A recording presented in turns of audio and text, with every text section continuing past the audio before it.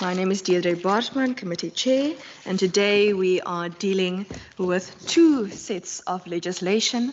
We are dealing with Vote 5 in Education in the Schedule to the Western Cape Additional Adjustments Appropriation Bill 2022-2023 financial year today, as well as Vote 5 Education in the Schedule to the Western Cape Appropriation Bill of the main budget for this particular year. Colleagues, as per usual, I'm going to ask that the members in the chamber introduce themselves and then the members online. I'll then ask the Minister and HOD just to introduce the team as well as some introductory remarks, and then we're going to jump into the additional adjustments first before we jump into the main budget. After that, there will be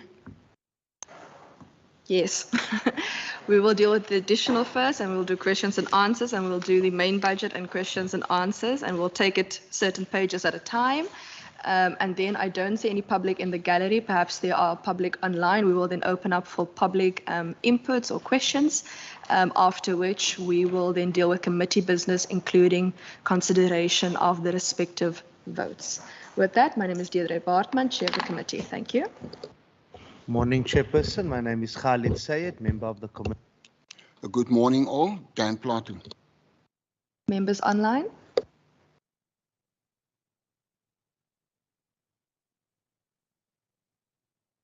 I see there are members online. Perhaps if they can just unmute, please.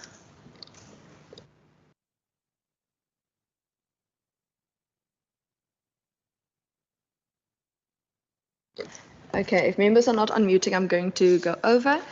Minister? Thank you, Chairperson. I would like to make some opening remarks. I wonder if you could give me some guidance. Would you like me to make those opening remarks now and then hand over for introductions, or would you like to do the converse? Let's do introductions, and then you can do introductory remarks, and you can start at the additional adjustments so that we conclude last year's business before we start with this year's business. Great. Thank you. My name is David Mania. I'm the Minister of Education. Good morning, everybody. My name is Brent Walters. I'm the Head of Education for the WCD. Good morning, Chairperson. My name is Glenn Eli. I'm the CFO for Education. Thank you. Morning, everybody. Chairperson, honourable members, Harun Mohammed, Head of Branch, Curriculum and Assessment. Good morning. My name is Sali Abrams, Deputy Director General Education Planning in the WCD. Good morning, members and Chairperson. I'm Alan Mayer. I'm the Deputy Director General for Branch IDC. Thank you. Good morning, I'm Brenda Hammond, Director Communication. Hi, morning everyone. Odette Kaysen, Head of Ministry. Good morning, everyone. Berenice Daniels, Director Inclusive and Specialized Education Support. Good morning, everybody. Ruth Lucas, Director Early Childhood Development. Good morning, everyone. Heather van Ster, Acting Chief Director, Districts. Good morning, everyone. Ian De Vega, Chief Director, Business Intelligence Management. Good morning, Chairperson. Bertram Lauriston, Chief Director, Assessment and Examinations. Good morning, everyone. Leslie McLean, CD Physical Resources. Morning, Chairperson, members. Erna Veldman, Chief Director, Financial Management. Good morning, everyone. I'm Rian Eisen, Director for Management Accounting. Thank you. Thank you so much. Minister? Thank you, Chairperson. I'll confine my opening remarks to the main budget. No problem. Colleagues, we are then going, I'm just going to ask, I see two members online, members Fry and Kasim. I just want to, if you could just introduce yourselves for the record, please. I'm not sure if you're struggling to unmute, perhaps. Good morning, Chair. Thank you. I am also joining online, Member Kasim. Thank you. Thank you so much. Last call. Okay. With that, members, we're going to jump straight into the Additional Adjustments Appropriation Bill. In case you forgot what it looks like, we will have pages 1 to pages 8, which is the full bill, including the 2 pages for the memorandum. If members could just indicate also which page number they're asking on, just so that the procedural officer is able to table the questions that everyone has. Thank you. Taking hands now. If there are none, I have some questions. Okay. On page 5 of the bill, okay, of the Additional Adjustments Bill, it is indicated there that we will be receiving 115 million rand additional for the previous financial year. My understanding is this is for infrastructure, but I wanted to find out what was the criteria for us getting this additional money, what were the reasons, and also how many provinces received additional money in this particular criteria. Thank you. Any other questions? Last round? Okay, with that, those are all the questions. Thank you. Thank you very much, Chairperson. I think you know from the documentation that it comes from the education infrastructure grant. So that grant is nationwide. All 9 provinces receive the grant. From time to time, we have meetings with the DG at least once a quarter, where we talk about our expenditure on that grant, and the DG has to go to National Parliament to make sure, just like I'm accounting here, he has to come to the National Parliament for the entire grant.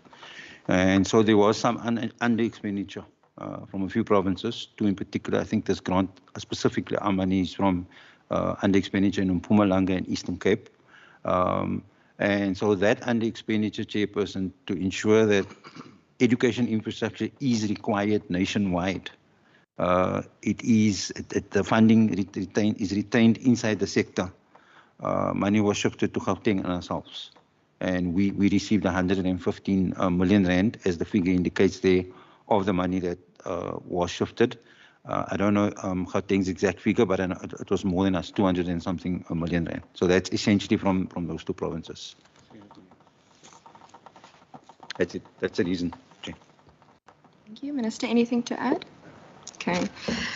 Thank you so much. Any other questions on the additional adjustments? Can I just ask if there are any members of the public here that would like to ask a question on the additional adjustments, because then we can just finish that part before we move over to the main budget. Are there any members of the public online that would like to ask a question on the additional adjustments? Ms. Hassan Musa, do you see any hands? No hands in hand. Okay. No hands are seen, and I've been informed no input has been received as well. With that, we will then move over to the main budget. I just want to say that I think as a country, when we underspend on infrastructure, it is a little bit sad because there are provinces like Gauteng and the Western Cape that every year have to please explain about the amount of learners that come to metros and other provinces for quality education.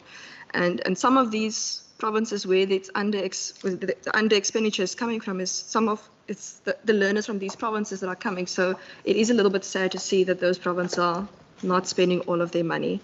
But that is a debate, I guess, for NCOP and for us in the Division of Revenue.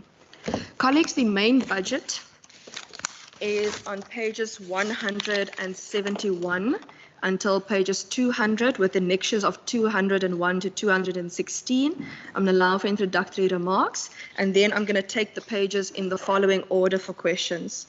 Pages 171 to 180. Just write it down in the meantime. And then I'll take questions on 181 to 190. And then I'll be taking 191 to pages 200.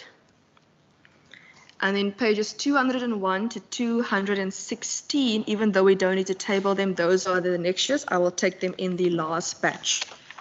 Minister, over to you. Thank you, Chairperson, and thank you for the opportunity, of course, to present the main budget for the Education Department for the 2023-24 financial year.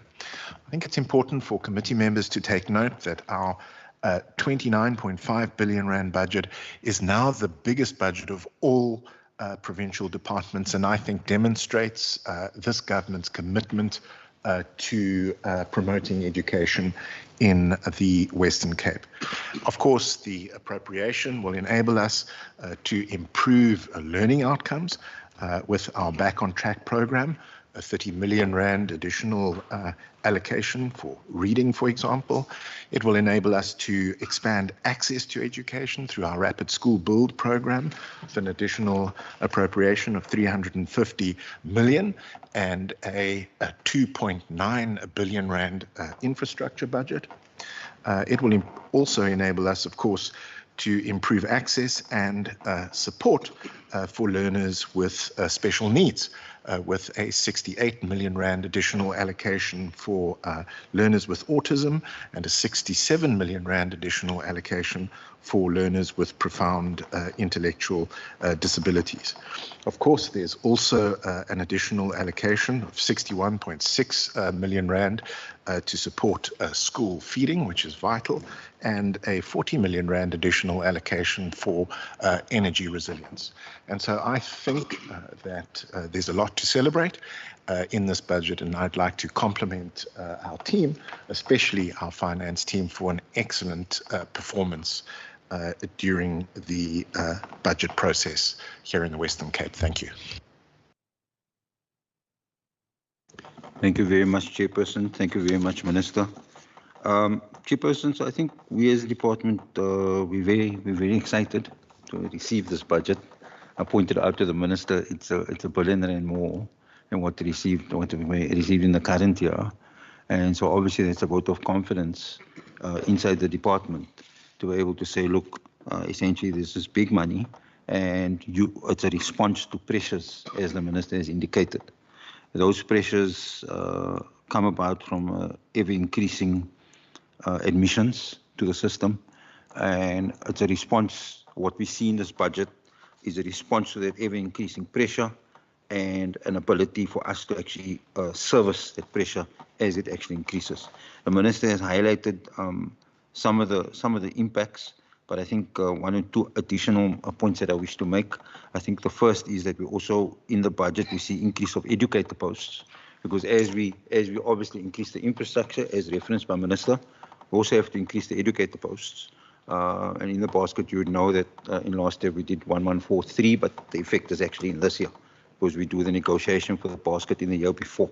So it's got an expression inside there. This year there is a additional allocation for again increase inside the educator posts.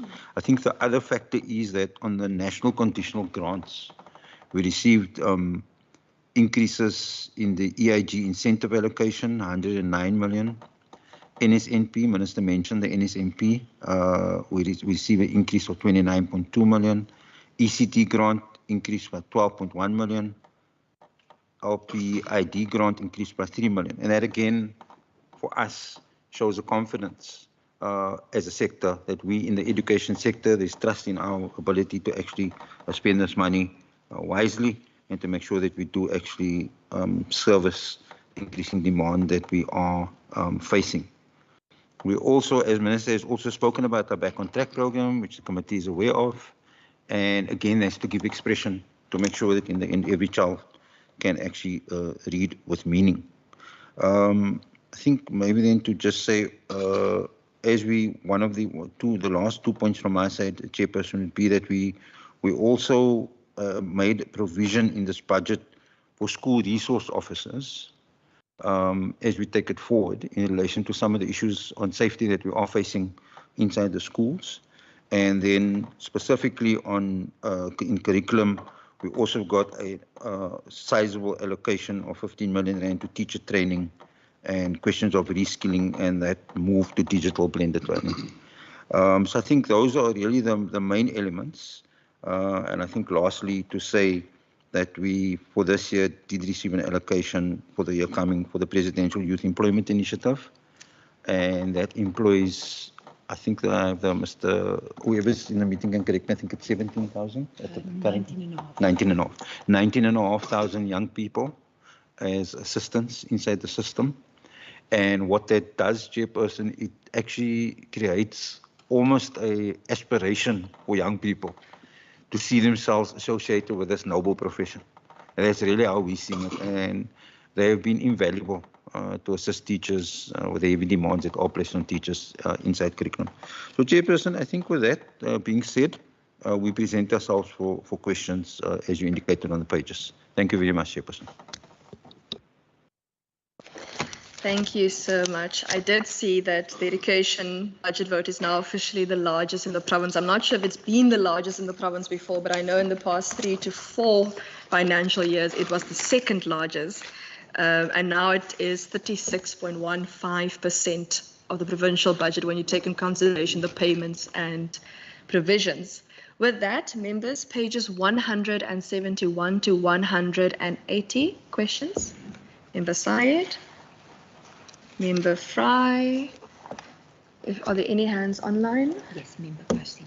Member Kasim. Okay, in that order, and then I'll take another round. Thank you. Thank you, Chair. Chair, I've got quite a few. Do you maybe want to start with the others so that in case they've covered? Can I suggest that we do 3 questions at a time? That way, when we do a second round, you can come back to your next 3, for example. Okay, thank you very much, Chair. No, thank you very much to the Minister and to the head of the department for the introduction. So, firstly, page 172 on main services and core functions. There's a line there where the WCD states as an organ of state fulfills obligations conferred by the Constitution on Parliament and provincial legislatures.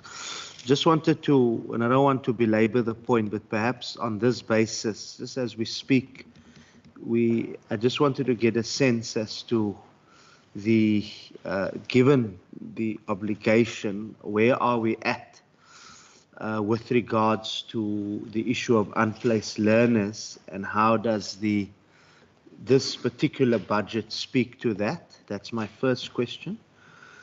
Then, page 172, also paragraph 2, by 2022-23, the department had a total of 1526 public schools comprising of public ordinary and public that line. So with regards to that number of public ordinary schools, Chair, I wanted to know how many are prefab and waiting to be developed into brick and mortar, and are these schools which are in the platooning phase? I just wanted to get a sense of that, because based on that, I want to understand the demand for more schools, and particular for brick and mortar schools. My third one, which will be the final one for now, is also on page 172, relating to the Rapid School Build program, in the section of demands and changes in services. I just want to ask, I understand that there's an amount that was spent on the program for an extra 26,000 seats for learners. I wanted to get a sense as to how much will be allocated for this year, and also what material is used to build these schools. And yeah, that's it for now, Chair. Thanks. Thank you, Member Fry. Thank you, Chair. First of all, I humbly apologize for being late. That's my mistake. I apologize. Secondly, I just want to know on page 175, the intervention programs, the second from the last paragraph, second from the last, from the bottom of the page, providing extra lessons with tutoring that is different to accommodate low achieving learners, as well as promoting talent in critical core subjects. I didn't see it anywhere in the budget. Could you just enlighten me as to where that is that budgeted for? Is that just an extra a value add that we are giving to the learners? Thank you. Member Fry, before I go to Member Kasim, I just want to check, are you forfeiting your extra 2 questions for now? Yes, I am for this one. Okay, thank you, Member Kasim.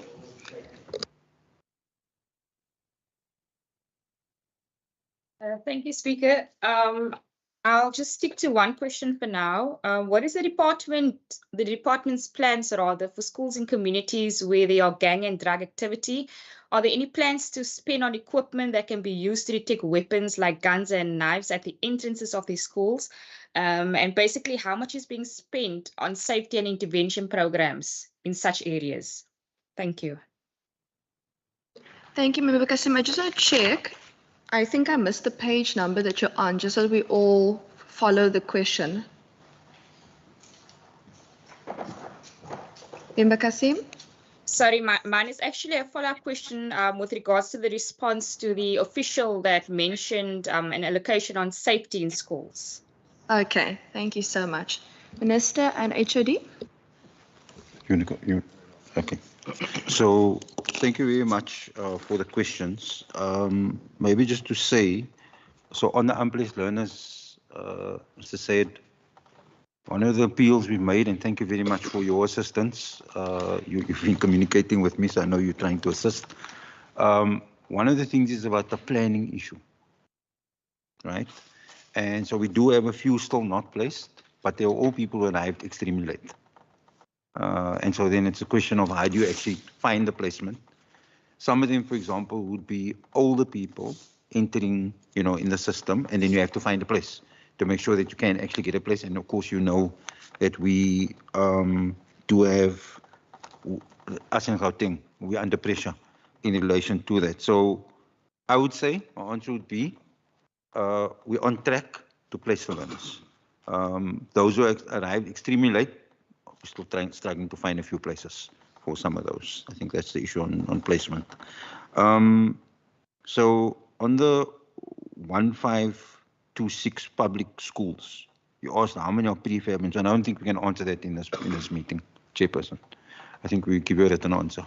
We basically say, these are remember on the schools, most schools at the moment, Chairperson, we have a mix of materials that we're using inside those schools.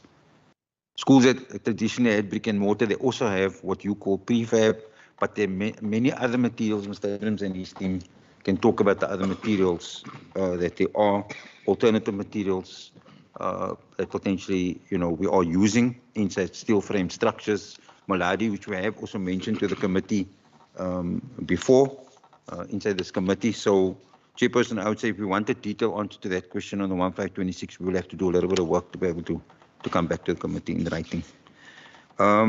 Then, Mr. Abrams, maybe you can just add a little bit on the answer about the materials that we've used for Rapid Build in the Rapid Build school program, and the question about the seats for learners, how that panned out. And then to Mr. Fry's question on the extra lessons and budgeted for. Remember, we also came to the committee where we spoke about, you wanted to know where's it in the budget. Remember, we came to the committee to talk about back on track. So the budget would be in curriculum, in Mr. Arun's section, specifically inside there, and some of the responses that they would actually engage in relation to the question of getting people back on track. So I think what you wanted was an assurance that we have actually catered for the words that we've said. The budget is very large, as you obviously understand, so every line item is not indicated inside. But what we put in the narrative is our intention, and Mr. Arun Mohammed is the person that will be looking at that back. He's in charge of that program for Back on Track. And so that question that you had asked about extra lessons and what are the programs, that's all in his domain. And yes, we have budgeted for it, and yes, we are going to do it, which I think is very important. And then in terms of safe schools, there's two ways in which I want to answer this question, because the one is actually a policy issue, Chairperson, which the department will need to consider. What is the department doing in relation to for gang and drug activity inside schools? We allocated a budget of 46 million rand on safe schools. Mr. Mayor can perhaps just fill in some of the things that are being done in safe schools. However, the issue of whether we will have metal detectors and so on at schools, that becomes a policy decision that we need to discuss, as a unit, as to whether that will be the route to go. The truth of the matter is, Chairperson, we are finding more incidents inside our schools, and I think that's why the member asked that question. And so obviously we're doing very many things in this domain to try and make sure that we alone can't be responsible for the child. I'd like to make that point. At the beginning of this year, Chair, I wrote a letter signed by myself, unprecedented in this department. The letter was sent to every parent inside this province. If the parent didn't receive that letter, that means that principal of that school never put it in the children's bags.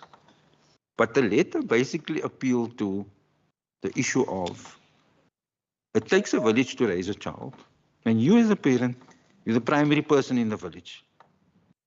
And can you please help us to be able to make sure that we can help your child inside the school? Ask your child about their homework, take an interest in their work. It's very practical suggestions that we made inside that letter, and I can arrange for the committee to see that letter. You can actually just see what was inside that letter.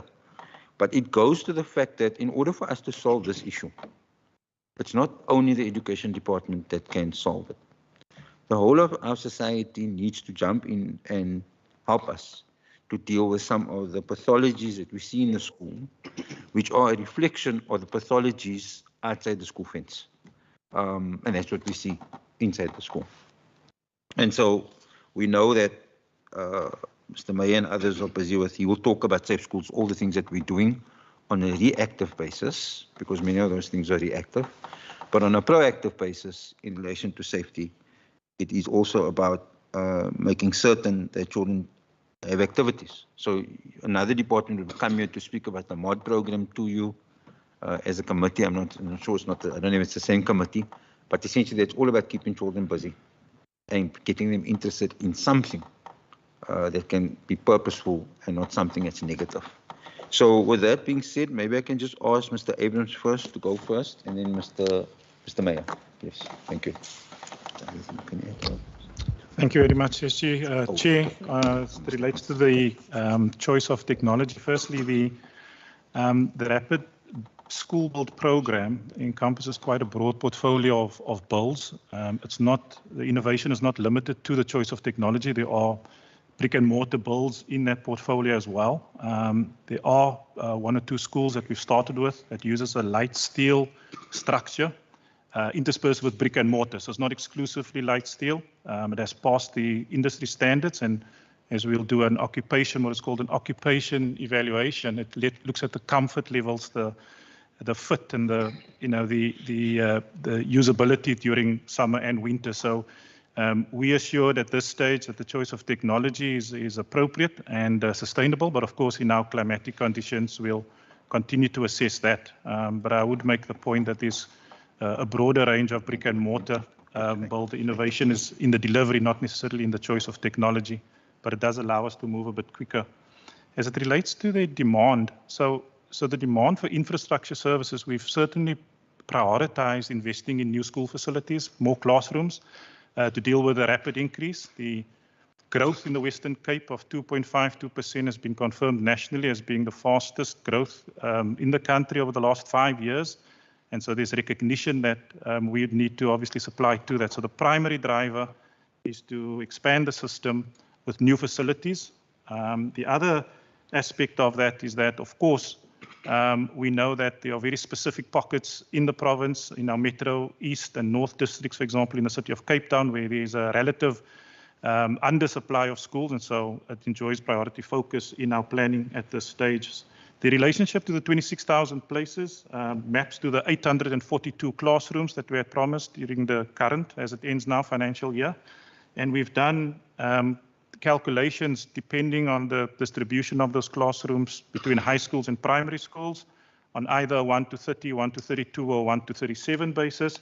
We've calculated the 27 or 26,900 places.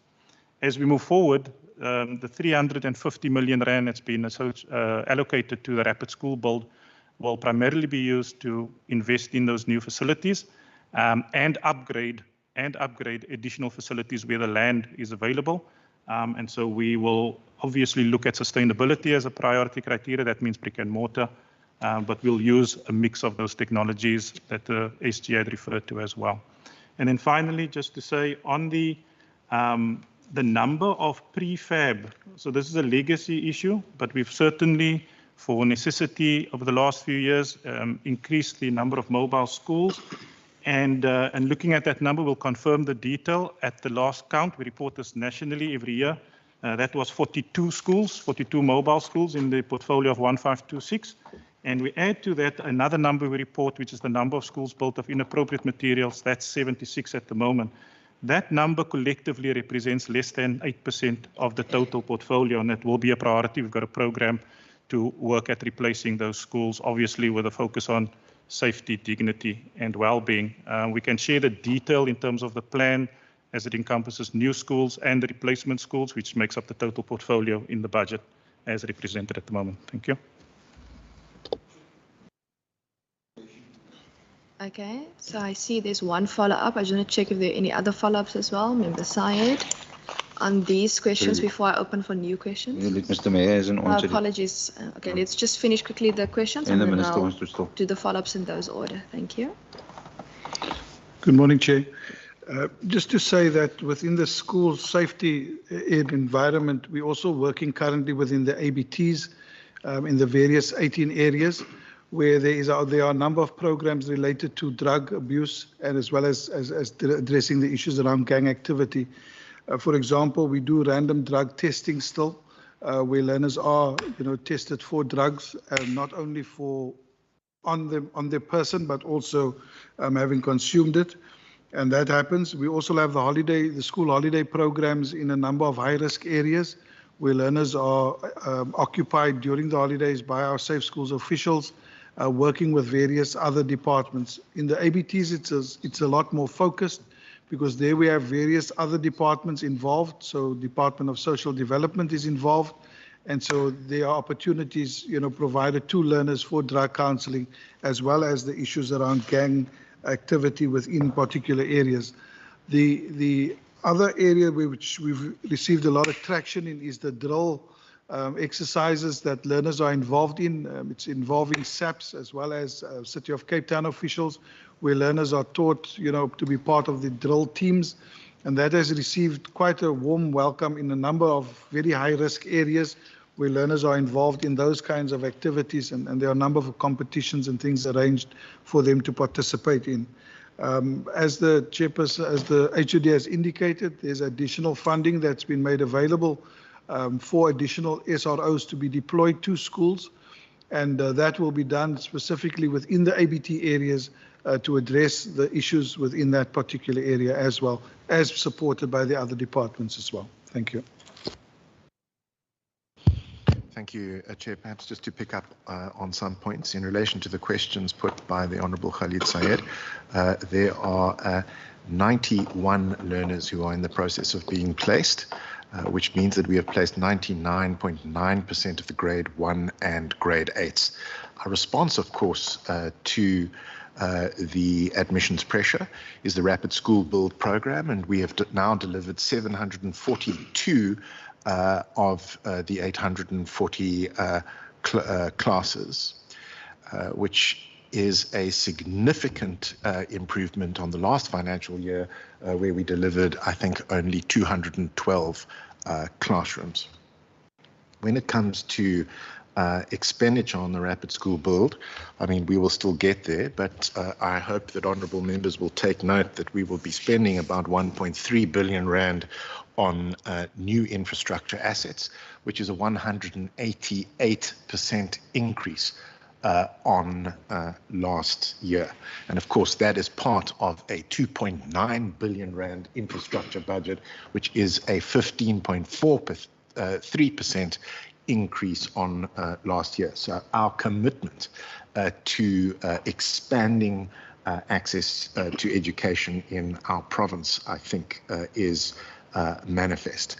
And then, Chair, the implication that the Rapid School Build program is putting up schools with inferior material is just simply untrue. And I would encourage the honourable member to actually visit, for example, the Saxon Sea Junior High School in Atlantis. Go and see for himself before rushing to judgment and labeling these schools shack schools in the media. Thank you. Thank you. The committee has been on oversight to Saxon Sea, so with your indulgence, I wouldn't want to go twice to a school that we've already seen and a building we've already seen, and the principal and the SGB was there too, and they were very, very happy with the building and the materials, and it's very rare in when you go on oversight that you see people that happy to see the committee members from Parliament, but we have been. So please, Minister, let's give other schools an opportunity for the committee to visit. Thank you, Chair. It was just a pity that the Honourable Khalid Sayed was not part of that committee meeting and could have joined you to have witnessed what you witnessed and what you have told the committee. Thank you. Members who wanted to ask follow-up questions was members Plato and Sayed. Just want to check members Kasim and Fry. No follow-up questions on this round. Okay, in that order. Thank you. Yeah, thank you, Chair. Just with regard to what we've seen at Saxon Sea, it was fantastic. Page 175, in relation to what the Minister and the gentleman have said, I just want to check paragraph 2 at the top. Learner growth remain a challenge. The 842 classrooms, does that include the figure of adding 785 classrooms? Is that okay? Thank you very much. Member Sayed. Chair, no, thank you very much, and I thank the Minister for the response on the quality of the buildings. Now, I don't want to get into a debate here. Let's reserve that, but I will most certainly furnish the Minister with details of schools which have been of a substandard, but it's fine. We'll get to that. Chair, I don't have direct follow-ups to what was said now. I've just got the next set of questions on these pages. Do I do it Okay, next, let me take the new questions round now, because I just want to make sure that the follow-ups to the previous are all concluded. Okay, so if there are new questions, Member Sayed has new questions. Anyone else have new questions in this section? Member Plato, anyone else? If none, I will then take my questions after Member Plato in this particular section. Thank you, in that order. Okay. Is it Plato or me? Oh, okay. No, thank you, Chair. Chair, just in terms of the I'm not quite sure exactly what page, but it was stated earlier, the increase in educator posts. Just wanted to get a sense as to how will this affect the ratio of educators to learners, and what's going to be what's the current ratio, but more importantly, what will be the forecasted ratio as a result of this. Then psychosocial support on page 174. The immediate priorities included the focus on foundation phase, online, blended learning, well-being, and psychosocial support. I just wanted to get a sense as to how much is going to be allocated towards psychosocial support through the budget, because page 36 then of the performance plan under well-being and psychosocial, and this relates to page 174 in the blue book, but I'm just linking it to page 36 in the APP. The department only makes mention of the toll-free numbers and the email for distraught employees. I just wanted to then get a sense as to some more details as to what is the funding for psychosocial support being used for. Is it only the toll-free? But I would understand that it's a bit more than that. I know the department is doing much more. Just wanted some details on that. And again, I raised it last year, but is there any progress? The department said that they will look into it with the engagement with the Department of Social Development regarding the deployment of social work graduates to schools that are in need. Then page 176, the issue of scholar transport procurement. It states that also included in the procurement plan are the hiring of printing machines for reprographic services, non-section 1, non-section 21 schools, that whole line till there. My question is, with regards to the expenditure on learner transport, how much of the 20+ % for non-conditional, non-capital, and non-personnel expenditure goes to learner transport? And linked to that, I just want to bring to the department's attention that there's a few cases. I mean, just one, just as an example, in Cederberg, in the Cederberg area and the Clanwilliam area, we've received information that learners from Kleinvlei who attended the Paleis Heerwil and the Breevlei Primary School, as well as learners who attended the Beachesfontein Primary School, are walking 15 kilometers to get a school bus.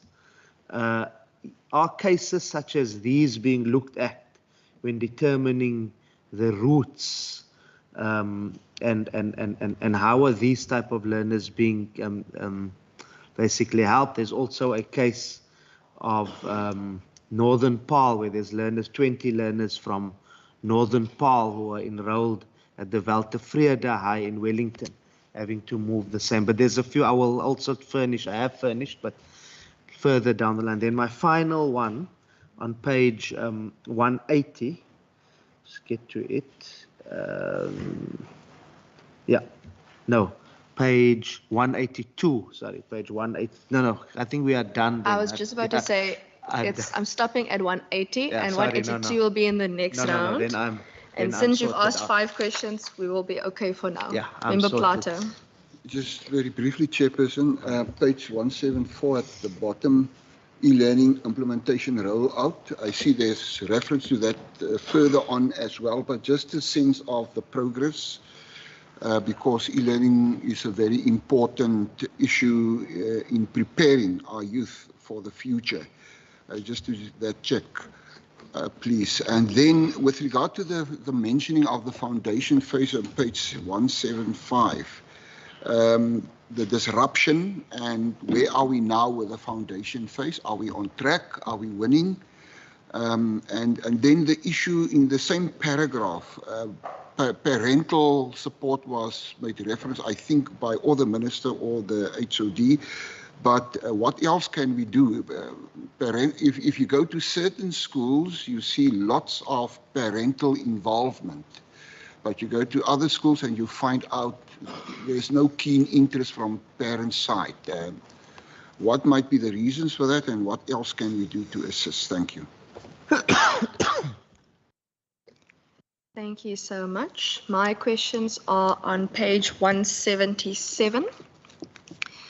It deals with, I see obviously in the ECD grant, we're getting extra money, HIV and AIDS grant, we're getting extra money, NSMP, but out of those particular grants, the only grants that have increased are ECD, HIV, and social sector EPWP. And NSMP and EPWP is the only ones that have increased above inflation. So my concern is, even though we're getting those increases, what is the impact of receiving the below inflation increases? Are we still going to be able to do the same programs with the current money that we are getting? Are we able to assist more people with the current money we are getting? Because from a household perspective, when your expenses increase below more than inflation, but your income does not, then there's a budget deficit usually. Then I just wanted to check. I see here with the particular financing that we're getting out of the Asset Finance Reserve and Provincial Revenue Fund on the same page, it equals to almost 1.2 billion rand. And does that go to the rapid build, or where does that go in terms of expenditure? Because the education infrastructure grant on its own is about 1.3 billion, which saw a 4.55% change decrease from the previous financial year. Then it seems that we have seen a 95% increase on that same page in Provincial Revenue Fund tax receipts. If we could just get an indication as to reasons for that. I'm not saying no, thank you, just would like to know where's the money coming from. And then page 179 regarding the National Conditional Grant on National School Nutrition Program. With that particular amount, I would like to know how many meals per day will that grant now be catering for? How many learners will that grant be catering for? And my third will then be on the grant regarding the Learners with Profound Intellectual Disabilities grant. Now, I see there's been a decrease that we're getting from the national department in terms of this particular grant. And I wanted to find out if there are any particular reasons for this. We have had struggles with the amount of money previously that we're getting in terms of this particular grant, where we meet with schools on oversight and we hear about the needs in terms of the funding. And in terms of the provincial equitable share nationally, I know in the formula, it does not take special needs learners into account in the formula. So essentially, we get the same amount of money for everyone. And I am concerned if we're getting less money, will we still be able to do our current programs? How will we ensure that we are able to close that gap? Thank you so much. Thank you very much, Chairperson. So we're going to try and work through the answers. I just want to indicate to my colleagues if Berenice can just answer the questions on psychosocial support, specifically outside of what we do for our employees, but what we do for the schools. If you could just indicate in relation to that. Mr. Eli, you will take the broad range of questions asked by the chairperson on expenditure, specifically on ECD, NSNP, what are we planning in terms of the current money, and then rapid build, the revenue fund, and then also again about the NSNP, if we have the information on how many meals we do per day, and a question also on learners with profound learning disabilities. If you could perhaps take those questions and any others that potentially we don't cover, but I'm going to work through them. So I think the first thing is, as far as the ratio is concerned, we haven't determined the ratio yet, Chairperson. Last year, we put 1143 into the basket. I'm not sure if we have lost this ratio at our fingertips. 37. 1 to 37, it was 1 to 37, but we'll give you an accurate number. But we put 1143 into the basket. It was the largest amount in 10 years that we put into the basket. So this year we come with a secondary process, and remember in the opening remarks I said there is actually allocation for us to increase the basket. Again, we've got work to do to be able to develop that. Then we meet with unions, the labor unions, to talk about this is what our offer is, and then there's a negotiation, and we say that's the basket just in relation to that. Just in terms of Berenice, we could also deal with the question on whether we have social work graduates and social development. What is our relationship there? There was a question about hiring and printing machines, non-section 21, but actually your question was about transport. It was just in that section. But I think Mr. Eli will answer perhaps just on the expenditure issues, but what I just want to say about the routes, Chairperson. So, if Mr. Said can give us the information, he has raised it here, but Mr. Said knows he can always write to the department, contact us and say, look, we have learners walking more than 15 kilometers. I mean, obviously we have, remember, in terms of the route story, it's about what volume of learners we have, but we've also got the 5 kilometers. I think as soon as you go above 5 kilometers, we look at it, and we have a whole sophisticated committee system when an application is made to be able to decide. So just ask if that information that Mr. Said has put in the into this meeting here, that certainly can be considered. Obviously, we see where that goes. And on the questions that Mr. Plato asked, I can just ask Arun if he could just talk about e-learning, what we're doing in the e-learning phase, and also specifically, Arun, I do believe we are winning in the foundation phase, but let Arun talk about some of the things that are happening in relation to the foundation phase. So the question you asked, Mr. Plato, about parental support, and that in some schools you see that there are parental support, there is parental support, and in others they're not. That is a perennial problem that we do see. And I think our attempt, when I mentioned about the letter that we sent as a department, it was an attempt to actually indicate to parents, look, you have to take your role in helping us. We are part of the village that raises your child. We're just a subset. There are many other forces inside society, in societies that are richly endowed with many activities, like people go to church, they go to sport clubs, they join scout movements. Mr. Mayor spoke there about drilling bands and so on. These are all things which help your child to be able to become an adult eventually. And school is one portion of that, it's an important portion, but the appeal to the parents is to help us with these matters, to be able to make sure that when, for example, school calls a meeting of parents, that they do actually come to the meeting, they do actually attend the meetings. And then I guess the other questions were that the chairperson asked, they all were technical nature. Mr. Eli, if I could ask you to maybe just start there, and then we'll go to Berenice after you can. Thank you. Yeah, Chairperson, just in terms of Mr. Sayed's question around the scholar transport, so the budget for transport, the transport for this particular year we are reviewing is about 492 million rand. Yeah, so that's the amount of money we spend on the transport, and that caters for either inflationary increases or increases in applications or new applications that we, in terms of learners that we have to transport. And I think just to note for the committee, our policy does state 5 kilometers or more, in terms of from where the learner stays to the school. So we work according to that. And also we don't transport less than 10 learners in a bus or something. Otherwise, we didn't provide them with a transport subsidy as well.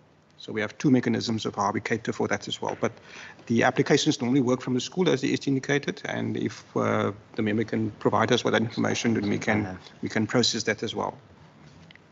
Then, Chairperson, just in terms of your question around inflation and the grants, as you know, last year National Treasury did decrease most of the grants because of fiscal constraints. Some they made concessions on. One of them was the which you've mentioned, some of those grants, and others that they cut. And you'll see that in the budget as well.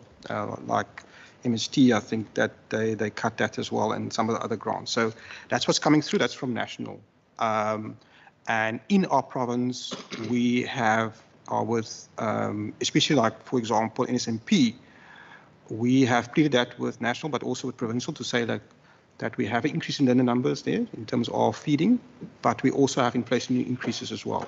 As you know, in the short term, with the drought and everything that's happened with the exchange rate, fuel prices have increased. There was also increases in food inflation as well, which is above the normal inflation, and that finds its way into the NSNP program as well. So as a province, they've also given us, above the conditional grant increase, they've also given us an equitable share increase as well, which was the reason what the SG mentioned was about, I think it's about another 60 million rand odd, Erna, if I'm not mistaken. I don't have it in front of me now. Sorry, 61 million rand. Yeah, 61 million rand we got from Provincial Treasury to supplement some of the grants as well. And the same will be for the output grant as well. As you noted, that's a decrease, but Provincial Treasury has actually supplemented that in terms of that particular program, and I think that the amount was about 67 million rand, as well. I think the Minister also mentioned that as well. So what we are doing, Chairperson, is there are risks to the system in terms of service delivery. We note the funding that's coming from national. However, as a province, we have to respond to the particular needs, at ground level. So the way that Provincial Treasury funds that, and I think your questions was around the asset finance reserve, the provincial revenue fund, and the tax receipts as well. They use those mechanisms as a province. Apart from the equitable share and the conditional grants, they use that in terms of their funding mechanisms. They supplement that. So that will go to what I've mentioned in NSNP. It will go to output, and it will go to the rapid build as well. So Treasury has given us funding from those resources as well. Obviously, we're not party to that in terms of how they manage that, but we just know that's where the resourcing is coming from as well. And I think, Chairperson, also your question around the increase in the ECD grant, it's the same thing there as well. It partly deals with inflation and partly also with learner growth as well. Then I think the question around how many meals per day and how many learners, I know we remember that figure obviously moves during the year as well. But I think the last figure I looked at was about just over 500,000. Of the 1.1 million learners we have in this province, we're feeding more than 50% of those learners on a daily basis. And I think it's for about 197 days, I think. And we give breakfast. We're the one province that serves breakfast. I think they're running it at the national level now as well. And we serve them the main meal as well. So I think it's about 2 meals we serve per day. I stand to be corrected, but that's basically what we're feeding as well. This province was used as a pilot to roll out chicken livers as well.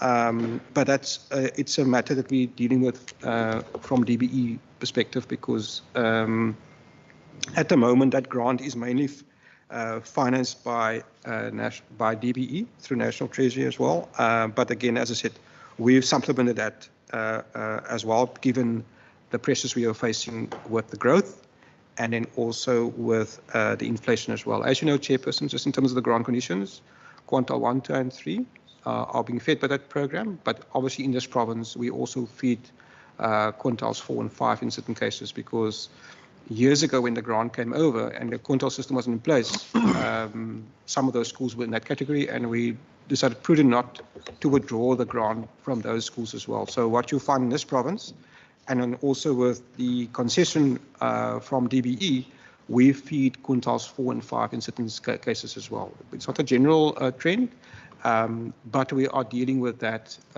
as the need arises. The SG has also asked that particular grant managers to also supplement that through private funding as well, because we do have goodwill in that regard, where certain institutions do fund some of our learners or feed some of our learners in certain regards as well.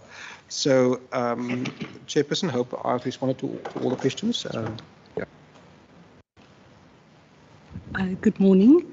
In response to the question about social and emotional support or psychosocial support, we provide support according to 3 tiers. So the first tier is your early prevention, and that is mostly provided at school level. Our second tier would be support at circuit level, and third tier would be your district level or your intersectoral, interdepartmental support. Just to expand a bit on that, at the school level, we put in place programs to capacitate teachers and learners to make the environment conducive for learners in terms of teachers being trauma-informed, etc. Then this year, from the Presidential Youth Employment Initiative, we are also deploying 128 care and support assistants. So that's your first level of support in schools. They, I suppose, would be the equivalent of lay counsellors. They have a referral mechanism to your circuit level staff in WCD, which would be your social workers, your psychologists in the circuits. Then we also have received via the Department of the Premier, as part of the graduate intern program, wellness interns. Many of these interns are unemployed social workers and psychology graduates. So that's also boosted the support available at the tier 1 and tier 2 level.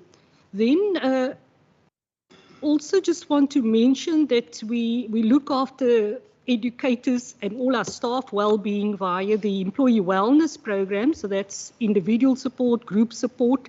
But we are also offering a course at our CTLI, the Cape Teaching and Learning Institute, on social emotional learning for educators, and also how they can assist learners and change the classroom to be more conducive for learners' well-being. So I think there's a range of interventions, especially post the COVID lockdowns, but a lot of things in place. And then also to mention that there is an interdepartment mental health and well-being committee, and there are 4 provincial government departments that are part of the committee: cultural affairs and sport, social development, education and health. And we are currently mapping all the services available from whatever source in 2 areas, one in the metro and one in the rural area. And I think that's going to give us a very good idea of what is out there and to ensure better coordination and collaboration. I hope that that is sufficient to answer that question. Thank you. Thank you very much, Chair and members. So on the question of e-learning, there's a lot of detail on pages 31 and 32 of the APP. I'll just cover the main headlines. There are 3 components to our e-learning strategy. One is the enabling environment, the second is capacity building, and the third is digital and online resources.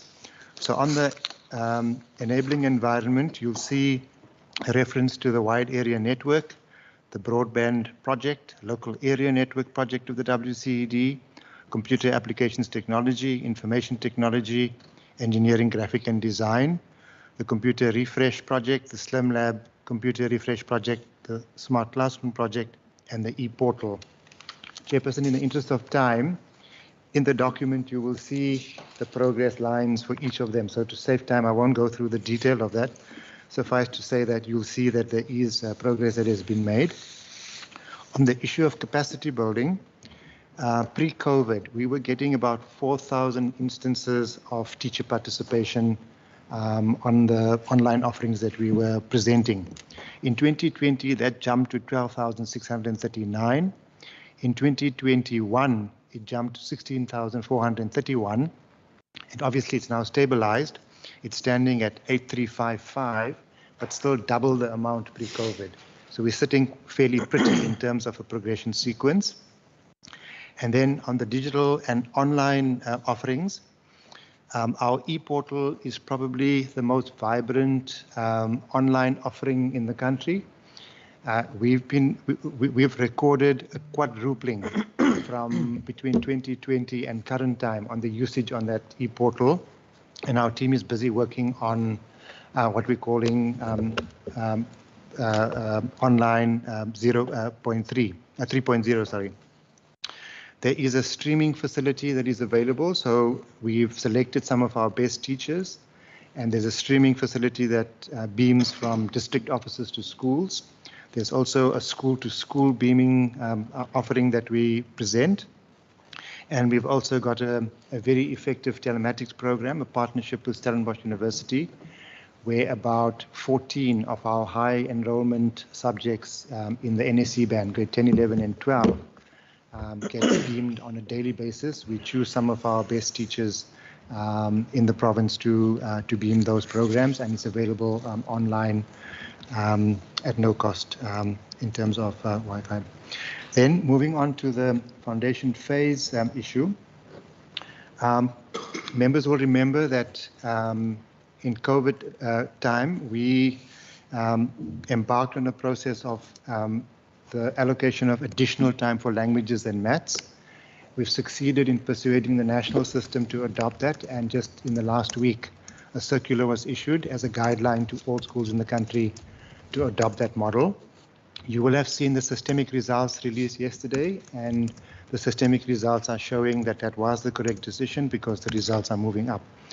The focus is strongly on teacher support, on making sure that LTSM is available to all the foundation phase teachers, and in all 4 of the subjects and the 3 languages that we offer in the province, we can provide more detail on each of the specific programs that we're using.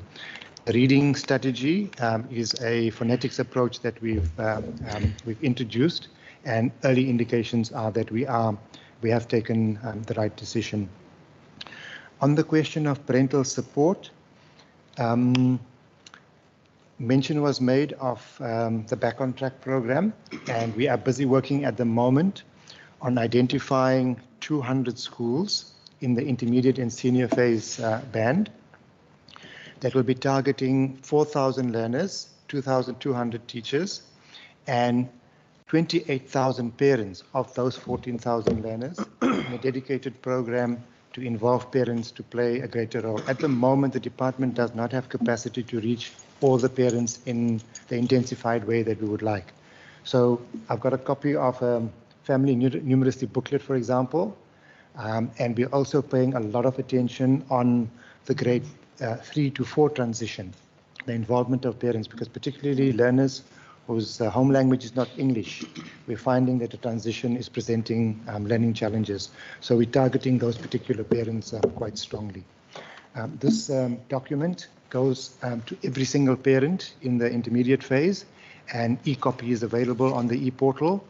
And it is, up until now, we've accompanied that with 1 meeting with the parents, but we've asked our team to look at a series of interactions so that the parents can become equipped to deal with that. And maybe if I can just add one more point on the parental support system.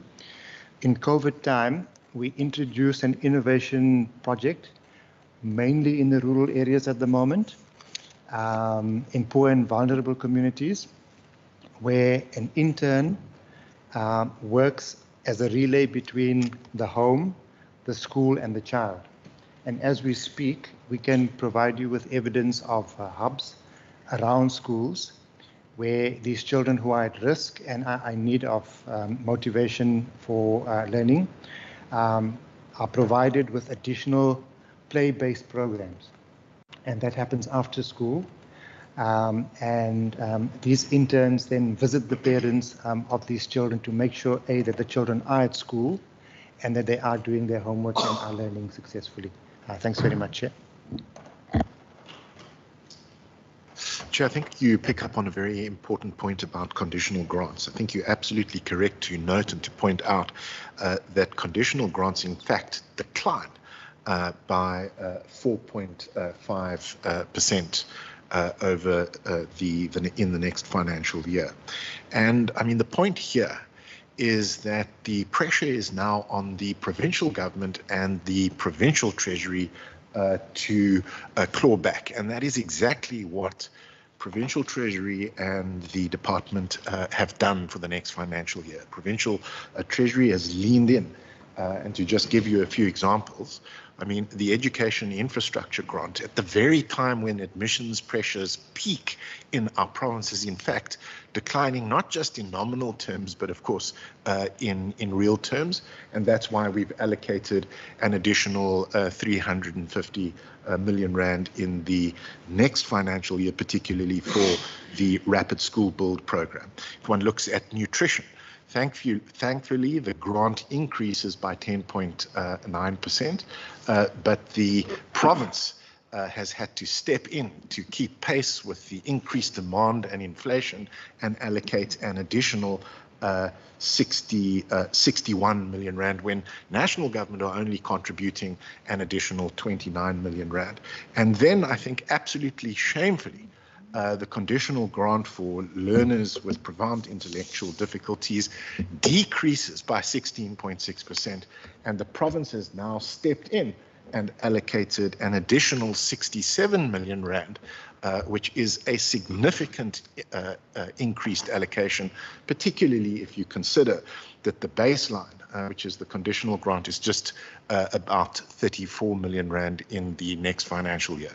So the department are stepping up and leaning in where national government are starting to fail, particularly when it comes to allocations for infrastructure, allocations for school feeding, and allocations for learners with profound intellectual difficulties in the Western Cape. Thank you. Any follow-ups on that round? Okay, if none, we're going to go over to pages 181 to 190. And then with the committee's permission, we will take a break after that section. Yeah. Member Syed, and let me just see quickly any other hands. If none, then I will take my questions after Member Syed. Thank you. Thank you, Chairperson, and thank you for the proposal of the break. We've been at it from 8 o'clock this morning. Yeah, I think it's good just to. So thank you, Chair. Page 182, Program 1, Administration. So there, just with regards, I just want to speak to the issue around the purpose, right, which is important. So in the purpose of the program, it is mentioned, Chair, that it's responsible for the overall management of the PFMA and other policies. Now, a couple of matters just to raise on this. So firstly, is there an update on the Special Investigation Unit findings? And I know I have been raising it that it went to the Department of the Premier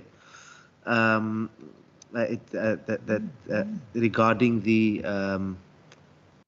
COVID-19 matters. I don't want to say corruption, whatever, but so-called maladministration around that. Just wanted to know what is the progress now in that regard. Then last week, and it's been beamed out there, we've learned about school governing body members and WCED staff that are allegedly implicated in the 12 million rand corruption in the learner transport grant. I just wanted to get a sense as to when was the department made aware of this matter, because we heard about it for the first time in the media, and how did the governing body members get involved on issues of learner transport? What's the mechanisms we have in place to prevent this? And I know we also face it a lot, and we bring it to the department's attention, where SGB members sometimes don't tend to understand their role. They think they have to be operational. And this normally gives rise to that. But just the level of hands-on oversight, and I just wanted to get a sense of that case.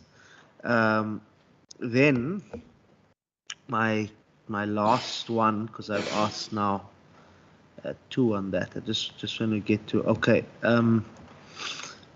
With regards to the issue of the pop-up banners, and I want to again welcome, and we've seen now with the 2024 academic year, which has been opened, and we're in full support of the pop-up stands. I see there's more rollout now in some of the other places as we've called for. Last year, there's a few more. I received the information from Mr. Abrams. Thank you very much for that, and we've spread that. And we're also trying to see where we can, and I think the committee will speak to resolutions as to how members can also play a role in helping the department. But I just wanted to get a sense is how much of the budget is allocated to further roll out the pop-up program, the pop-up where obviously officials of the department can go and assist parents with the registration process. Thank you, Chair. Thank you so much. My first question is on page 183. It relates to the money for the MOD program. I think yes, the MOD graduate tutors. It says that an allocation of 4 million rand will be made in each year of the MTEF period. So my calculations come to 12 million, but it only says there that it's for the graduate tutor. So if we could just get an indication, what specifically is it for? Is it for the salaries? Is it for the wages? Is it for equipment? Is it for resources? What category of expenses does that relate to? And how many of the MOD tutors will this provide for? Is it 4 million for 100 people? Is it 4 million for 1,000? How many will this cater for? And similar for the school research officers, the earmarked allocations for the MTEF period, my calculations gets to approximately 54 million plus some cents, some change, not some cents. How many school resource officers will be catered for in terms of the respective financial years within the MTEF, and what will it specifically be for? Will it be for wages, equipment, resources? What specifically will that be for? And then my third question, and I'll leave the rest for the next round, is on page 186. It deals with the math, science and technology conditional grant, which is included into that particular program. And I just want to find out what specifically will that be used for in terms of programs. Does it go directly into the curriculum in terms of the school? Is it separate programs? Are they MOD programs after school? If we could just get an indication how that conditional money will be utilized. And I'll leave the rest of my questions for the next round. Thank you. Thank you very much, Chairperson. Can I just give notice to my colleagues that on the MOD graduate tutors, Mr. Mohammed, if you can just prepare to answer on that one. On the MST grant, also Mr. Mohammed. Question on MST. On the question on school resource office, Mr. Mayor, we were able to answer that question. So we're going to try and answer the other questions. I will try, Chairperson. Chairperson, my memory serves me correctly on the SAU matter. I did actually, I may be incorrect, but I did actually report to this committee in relation to the action that was taken. There were 3 people. Let me just make it clear. There was no corruption, no maladministration in that matter. These are technical, it's a technical matter, and on the technicality, Chairperson, 3 people mentioned in the report. Not for corruption, not for collusion, not for maladministration. So, in the case of the 3 people, we sent the report to Department of the Premier for recommendation. The recommendation came back that the accounting officer should take action against one official. Progressive discipline was taken against one official and no further action against 2 other officials. I reported that previously to this committee, Chairperson. I may be incorrect, we can maybe just check, but I think I did report that previously to this committee. Then on the school governing body issue, the matter dates back to 2007. The 2007 matter, we referred it to PFS for investigation. It was the final report of PFS and the handing over to police authorities took place in 2011. The case number was FIU 104-10/11, and I guess the case number that's our FIU number, and the case number was CAS 373/12/2011. So it was handed over, the department followed all the processes, handed over to PFS as we normally did, and PFS then obviously would be handling with police, and what you see there is the result of that over time. So we follow that case. I'm not going to get into the merits of the chairpersons before the courts. Obviously, we'll see how that, but essentially that's in relation to that case. I can ask Arun and others to answer question. I think I left one question. One more. Arun, do you want to just go with this one question? The third question I must still come back to. Thanks, SG and Chair. On the MOT centres, if we can be given an opportunity to submit something in writing, we don't have information on hand. On the MST conditional grant, so there's about 56 schools that have historically been identified for math, science, technology focus in the province. And what we do there is we provide them with ICT resources, workshop equipment, machinery and tools, laboratories and workshop equipment, apparatus and consumables. There's also an allocation for learner and teacher support. So that's where the grant is distributed. Thanks. I think that's good. Mr. Mayor. Thank you, Chairperson. In terms of the budget for the pop-ups, at this point in time, it's 457,000, which is supplemented by further school pop-ups, which are, of course, at no cost, where we will provide facilities at schools for parents to capture applications. In total, there's 114 pop-up sites that will be activated over this period. Chairperson, if I may, on the school resource officers, your question, we're looking at extending the service to 9 schools per year. We focus on 3 ABTs per year, and therefore it will be 4 schools 4 schools in 3 ABTs per year.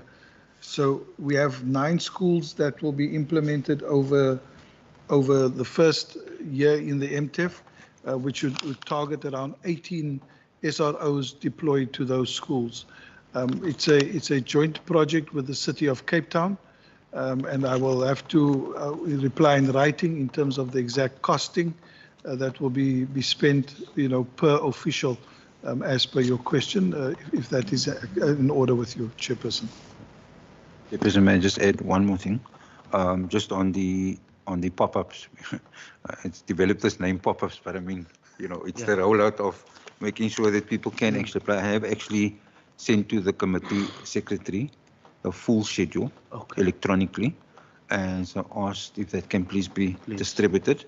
And obviously, we are a full team committed to that, Chairperson, to make sure that in the end, my dream is, Chairperson, we have no learner coming after January. That's my dream. So let the committee members please help us with that. Thank you so much. I would also like to encourage members, on my laptop, you have your bookmarks on the internet. Now, this might be my personal laptop, but on your work laptop, you can also bookmark the WCED website. And you can download the pamphlet. There's a FAQ pamphlet that I sent to as many constituencies as I could know. There's on that same FAQ pamphlet, there's every single pop-up on every single day, every single district where it will be and the time allocation and who you can contact. And there's another pamphlet where it says the respective people's contact details and the district officials' contact details. There's a link for the website, there's a link for that online application. So I would like to encourage members when you're dealing with your constituents, or those members who are online when you're dealing with your constituents, please keep these links and info pamphlets on your WhatsApps available, because then as you get the respective questions, then you have the information also available to you. I'm going to ask the procedural officer just to forward that to the respective members as well. And please let us help the department be able to place every single learner in our province.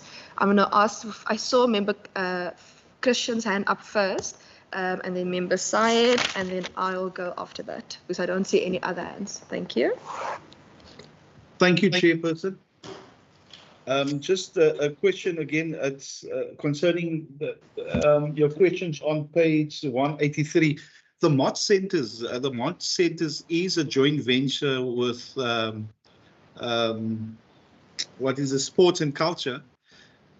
Just as a question, you know, I'm so worried sometimes when we go to schools. MOT centers is only situated at certain schools, and it's difficult for learners to get to MOT centers. If the department can just explain, is there transport provided to MOT centers? Because if you look at Manenberg and those areas, it's quite far to get to MOT centers for the children. Just if they can answer that. And then of the SROs, are we winning the battle when it comes to appointing SROs, and what is the results? You know, the money invested in those. We still visit schools and there's still behavioral problems, there's still crime, there's still drugs. I've just been to a school last week where a boy was again suspended because of selling drugs at schools and those type of things. So you don't have the proof because, you know, it's hearsay, so you don't have the facts. And I asked him, where did he get the drug? He says, sell it at schools. Are we winning with the SROs? Thank you, Chairperson. Thank you so much. Member Syed. Chair, no, thank you very much. On the pop-ups or the, I'd say, resource centers, just a quick one of the 100, I think if I just want to confirm, so, and we received the list, if I understand, there's 114 pop-up sites. And we will look when I see the list. We will. I must say, there's quite an improvement from last year in terms of the diversity now. But I just wanted to get a sense as to, again, what is the equipment or resources that will be there at each one, so that we know what to look out for. I remember 2 years ago when we went, there was one that didn't have a laptop. Then we informed Mr. Mayor, it was sent the next day. So just so that when members go to these pop-ups, we know what to, so that sometimes staff will say, no, I need a printer, but then it wasn't determined that they must have a printer. Sometimes they'll come to us wanting things that are not necessarily needed, but so we just want to get that sense. Then also just to encourage and to echo your words, Chair, I think let's also ensure that at least if we can start from this committee, if members can be encouraged to even utilize their PCOs. We've got staff in our PCOs. Also as resource centers, we've got internet, we've got scanners. Send out in our communities, people can come, parents who don't have internet, they can come, and let's mobilize those in our constituencies to also assist in this regard. Thank you. Thank you so much. So I just went into my bookmarks now quickly. And all of the little different pamphlets are there, the how to registers, that online admissions. I think I saved the other one on my phone regarding the list, but I remember sending it to someone. There's a list with different colors on every single area and every single day in every single school or more or wherever it would be in the respective time. So let us send out that information, and members, please bookmark it. We have heard from Mr. Mohammed that we are in the digital era and we are doing e-learning and upskilling our teachers. We must upskill ourselves as well. Okay, now to my questions. On page 186.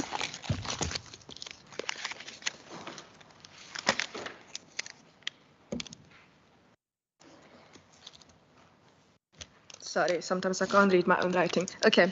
Regarding the curriculum improved life orientation, where there will be extra funding, it speaks there about 5 million in each year of the 2023 MTEF, which over the 3 years brings us to 15 million.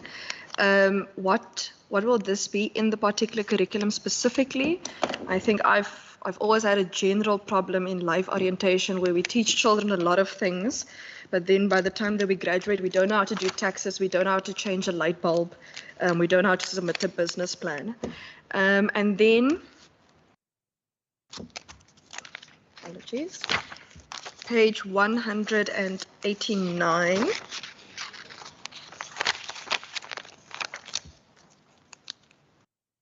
Apologies, the Minister answered this one earlier. Okay, then I'm done. Thank you.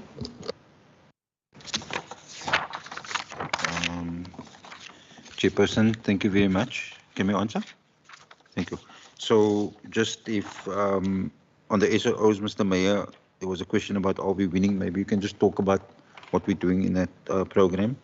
Then, Mr. Mayor, there was also a question about the equipment for the pop-ups. If you can maybe just answer that. And then I'm going to ask Mr. Mohammed to just talk about what we have in relation to the life orientation, what we're putting inside that program. Mr. Mohammed can maybe just talk to that.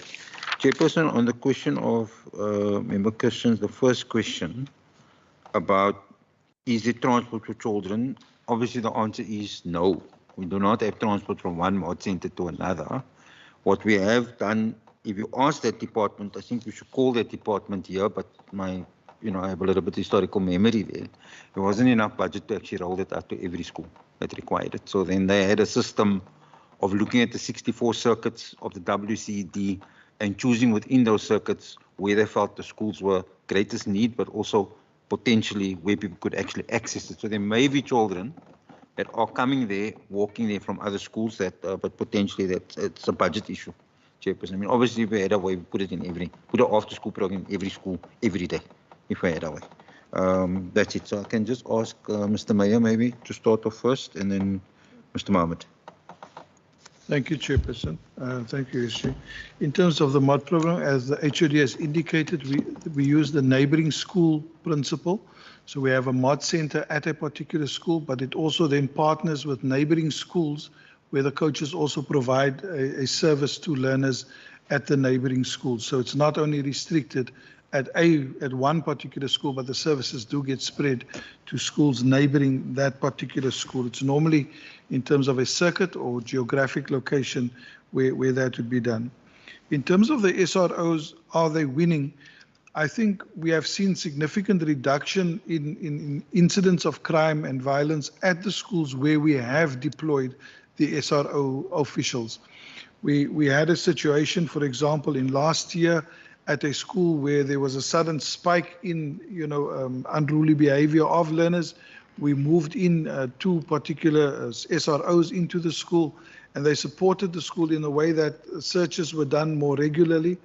Weapons were taken from learners, and learners then, got into a program fairly quickly, knowing that there are SROs at the school, and it contributed significantly to the reduction of fighting and incidents at the school. So yes, they do assist. Yes, they do add value at the institutions. They also run concurrent with programs that we run around positive behavior programs within schools. They support, weekend camps. The city has been very helpful in arranging camps for learners at risk in schools, where the SRO actually accompanies learners on a weekend camp, to speak about different possibilities and not, only the life of crime that they perhaps see within their communities. So we're convinced that the SRO project does contribute positively to the reduction of incidents of violence at a school, as well as around issues around drugs availability and distribution at school level. Chair, then in terms of our pop-up sites, we're going to average around 6 people at a pop-up site. So not all 6 will be capturing. We'll have laptops available at these sites as well as tablets where staff will be capturing applications on the fly. Where we do find a surge in applications, a number of people that are arriving, we also have prepared for every site a pack of printed application forms which parents can complete at the particular site. And we will then be able to assist people by giving them a form to complete. They provide us with the documentation, and our communication has been clear about what they need to bring when they come to these sites. Scanning capability will be there. We're even providing generators at malls where we do not have, where the mall does not have a generator. We're providing a generator for laptops to be charged to be able to assist parents in these particular sites. We will have dedicated staff available from CEI to assist with any queries around the system, particularly around password resets. And we are pleased to announce that the password reset capability has been brought into the department now. So our officials are now able to assist parents also with doing a password update, as well as some amendments around address and email addresses and that kind of services.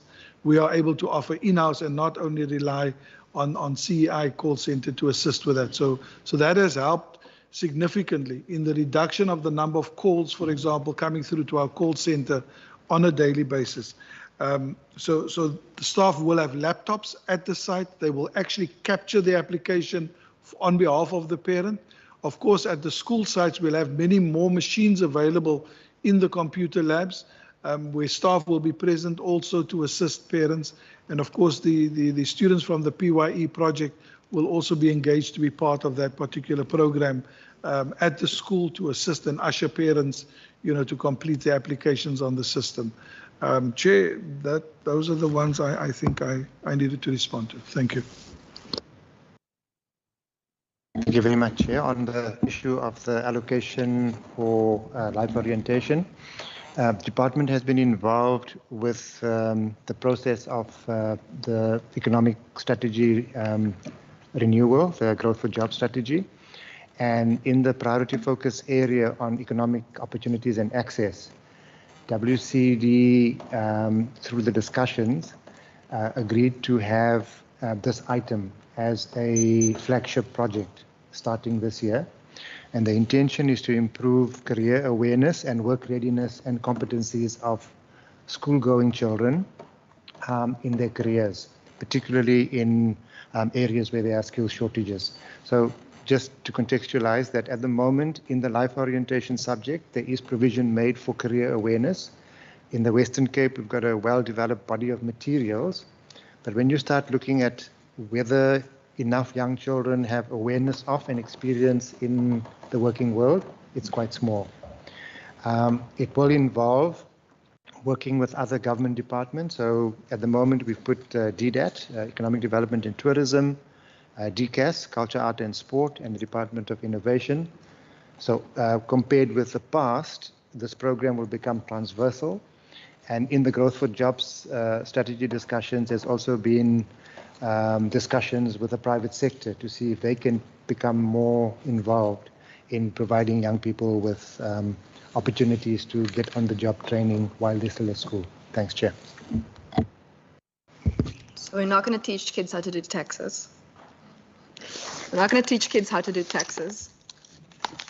I'm just joking with you. Colleagues, any follow-ups on this round? I just wanted to remind everyone, Ms. Hassan Musa does have the contact details of the department, also sent us if there's any technical assistance that's needed, if the website is down or if for some reason the password has to be reset or something like that. So Ms. Hassan Musa has that details for the committee should any of those technical matters come up in terms of admissions. With that, if there's no... Chair, apologies, Member Christians, I keep forgetting that you're online. Please go ahead. Thank you, Chair. I appreciate the answers that I received. Just the one question on the mod centers again. I do appreciate the answers. But did the department get no, pleas from schools to say, listen, we don't have a mod center. The closest mod center is where we have challenges getting there. So I'm just thinking about children, learners, not afforded the opportunity to they also at risk. The need is not so great. And that's why there's no mod center there. I heard what Mr. Mayor said, but did they get correspondence or pleas for help in that regard? And is there anything done to assist those learners that is in need that cannot get to mod centers? If not, then I will embark on where I know there's problems and then furnish it to the department. But did they not, speak to, school principals and where there's needs? But I know there's no budget. So somehow, is there a way to meet those learners halfway that's also in dire need for after-school program because of parents either being on drugs or working or whatever the case may be? Thank you, Chair. Thank you. I know also for upcoming on our program in education, when we do our strategic workshop, that we have invited the Committee on Cultural Affairs, Sport and Community Safety to also join us in that, because of a number of queries that members in our Committee on Education have raised, where those particular topics also impact on education for discussion. But Minister and HOD. Thank you, Chairperson. Thanks for the question, Member Christians. I want to encourage, where there are schools that are very keen and interested in wanting to participate in the MOD program, to contact the MOD center in their immediate vicinity and request support. It's easier to send 2 coaches to a school than to bus 200 kids from a neighboring school to the existing MOD center. So that is what we prepare to look at. So if the schools, can send a formal request to the MOD center, and we'll see how we can support and assist in that. Just also, we are currently encouraging our schools to participate in athletics. In the following sport codes, there's a big drive, and we've shared this with principals on every platform. We want as many schools as possible to participate in the athletics code within the first term. In the second term, it will be rugby, rugby, netball, and soccer. Those are the 3 codes that we will be pushing in the second quarter and third quarter to promote mass participation. So the idea is to get many more kids out playing at school a particular sporting code, to also have exercise and get some of the lessons from sport, in terms of teamwork, etc. So those are 2 additional programs we will be running around sports participation at schools. But of course, if there's a requirement for very specific coaching, the MOD centers do have that capability, and we can share it out to schools within the same area. Thanks. Member Plato. Thank you. Maybe a last point from my side for this round. Page 185, right at the bottom. Increasing access to technical, agricultural, and that sort of thing. Is there an upsurge in learner totals wanting to partake in those classes? Looking at disadvantaged schools in particular, where do you find that? Schools this side of the main road and that sort of thing, if you understand what I'm saying. It could become very, very important for those learners to take part in these technical and agricultural opportunities. Thank you. Okay, so about 2 years ago, in the annual performance plan, for the first time, we introduced an indicator on increasing access to technical, vocational, and agricultural subjects. Been working steadily on that program. One of the challenges we faced with is that that whole program from a national level is still in pilot phase. So there isn't a budget, for example, to build new schools that are dedicated to be technical vocational, and also to equip schools with the workshops and other equipment required is quite costly. So the program is continuing. We've just yesterday we had a revisit of the plan that we're busy working on. So for 2023, we're basically going to be consolidating the work that we've been doing in the last few years, the pilot.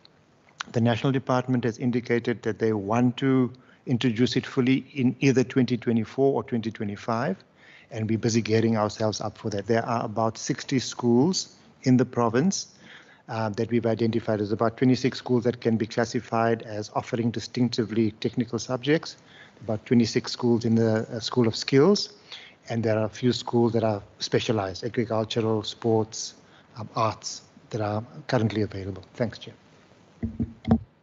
Thank you. Member Plato, you happy? Yes, Chair. if I may add. Mayor.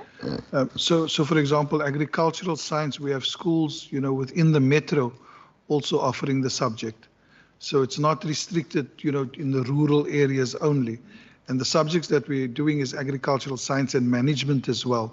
It's not just, it's actually very technical in nature, and it's being offered at schools, across the province and not only within the rural areas. Thanks. Thank you so much. Member Plato, do you have a follow-up? Okay, thank you so much, colleagues. It is 9:43 at the moment. We have still 10 pages left in the budget to go through, but I did say we will take a break now. We will take a break until 10:15. That will give us 32 minutes for a break. 10:15, the meeting is suspended until then. Thank you.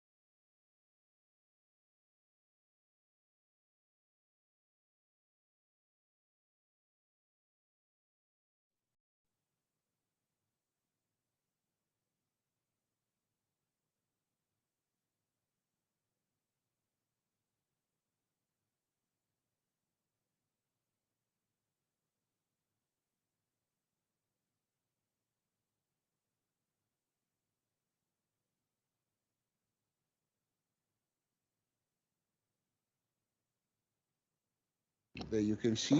Okay. It's now on. Okay, but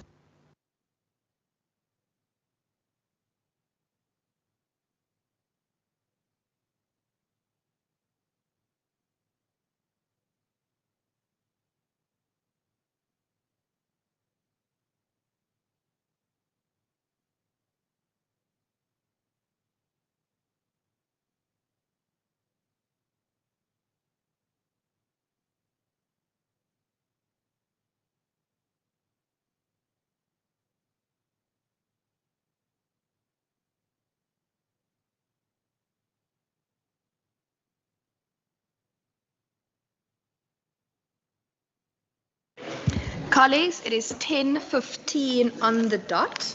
As the alarm clock has reminded me, it's 10:15 on the dot, especially for those who are online. We are thus resuming the session. Members, we are now on pages 191 to pages 200.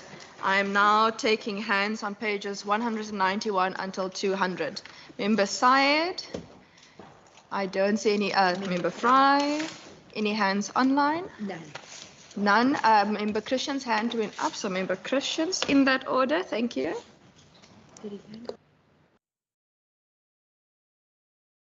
In that order, Syed, Fry, Christians, thank you. Okay, thank you very much, Chairperson, and it's good to be back.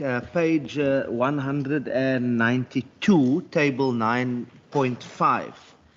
When we get into the pre-grade R issues, early childhood development centers, what are the reasons? I just wanted to get a sense as to the reasons for the decrease, the budgetary decrease.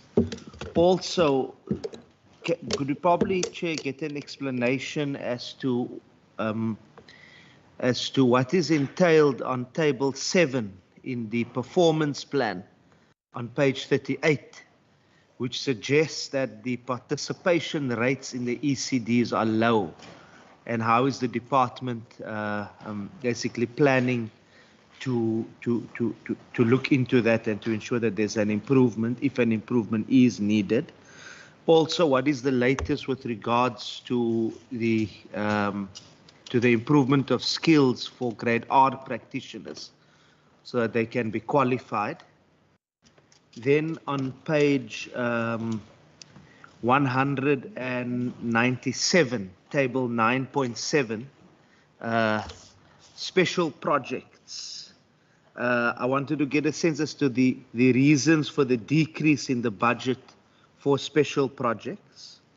Then my final question, which is on page, just want to go to it. Yeah, my final question with regards to also page 197. On page 175, it is stated that intervention programs will focus on providing extra lessons with tutoring that is differentiated to accommodate low achieving learners as well as promoting talent.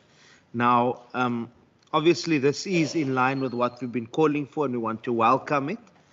But I just wanted to check how much exactly of the budget will go towards tutoring initiatives in particular. Thank you.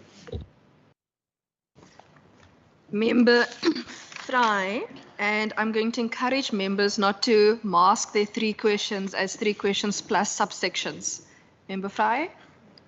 No, thank you very much, Chair. Member Syed has actually taken the words right out of my mouth on my first question regarding table 9.4.1. Sorry, not 9.4.1, 9.5 regarding program 3, the pre-grade R in early childhood development centers. Yeah, the decrease in budget. So that was my one question. And then my other one was just a comment was that I welcome the infrastructure development increase to 2.9 billion. I'm looking forward to overseeing and how that money will be spent in this financial year. So I'm looking forward to seeing exactly how that money is spent because it's already been outlined in the APP and in the infrastructure book. So I don't think there's a question that needs to be talked about there, but I just want to say that we look forward to overseeing that. Thank you. So just to be clear, you're forfeiting all three of your questions. Well, my question was asked. Okay. So, Member yeah. Christians? Thank you, Chair. Just the question, we were privileged as a committee to visit, the two facilities, one in the Boerkaap and one in Cape Town with the early child development centers. And I think we were impressed with, and Chair, I can't come to the name of the one, but it was only one educator, whatever you call them, that were not fully trained, but all of them were fully qualified. And the program is running exceptionally well, where people come into work and bring their children to that preferred early childhood development center. The other one was in the Boerkaap. Now that, was not so formal, but the community takes care of, you remember the question that I asked about finances, and they said, no, we don't need finances. And then I said to her, but that is just what she said. Other schools needed more. But when we have those early child development centers, although they don't need money, they need maybe other support to get them on the same level as the other ECD. So is the department, although they are not asking for financial assistance, is the department engaging with these early childhood development, that we're all on the same level when it comes to their qualifications, when it comes to all of those type of things? Just because I know it's an enormous task that the department's got now, but how are we making sure that we are all on the same level, regulating and making sure that we're all at the level so that people get, quality education? But we were extremely impressed with that. And my question is just, the one said we don't get funding, but we don't need funding because of the parents. And the second one receives funding, and only one teacher had to be qualified. All the others was qualified. So what is the department doing to make sure that we all, the educators, when it comes to early child development, are on the same level? And secondly, the schools that don't require financial assistance, do the department assist them otherwise? Thank you, Chair. Thank you so much. Just regarding the oversight at the Boerkaap, I remember correctly, I know Mr. Naik and Ms. Lucas were with us. They didn't require finances, but if I remember, they wanted some assisting with some extra training. But that report is still to come out, and the department will obviously, as with other reports, will receive that particular report as well. I'm then going to take up the next slide in terms of questions, because I don't see any other hands. None? Okay. Page 192. So we get the particular EPWP social sector grant as well as the general EPWP grant for training of ECD learnerships. And I just want to find out, in terms of the learnerships, how many do we aim to train, as well as what are the type of EPW work that will be provided for in terms of the particular funding.